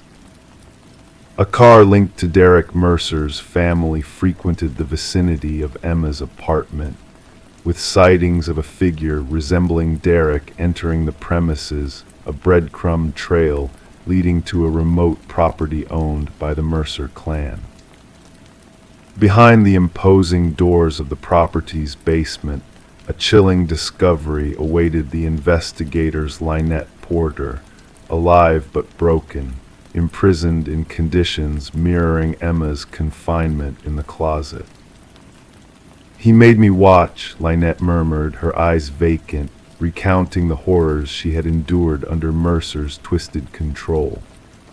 Journals, photographs, and video recordings unveiled a tapestry of obsession and malevolence spun by Mercer, a predator lurking in the shadows.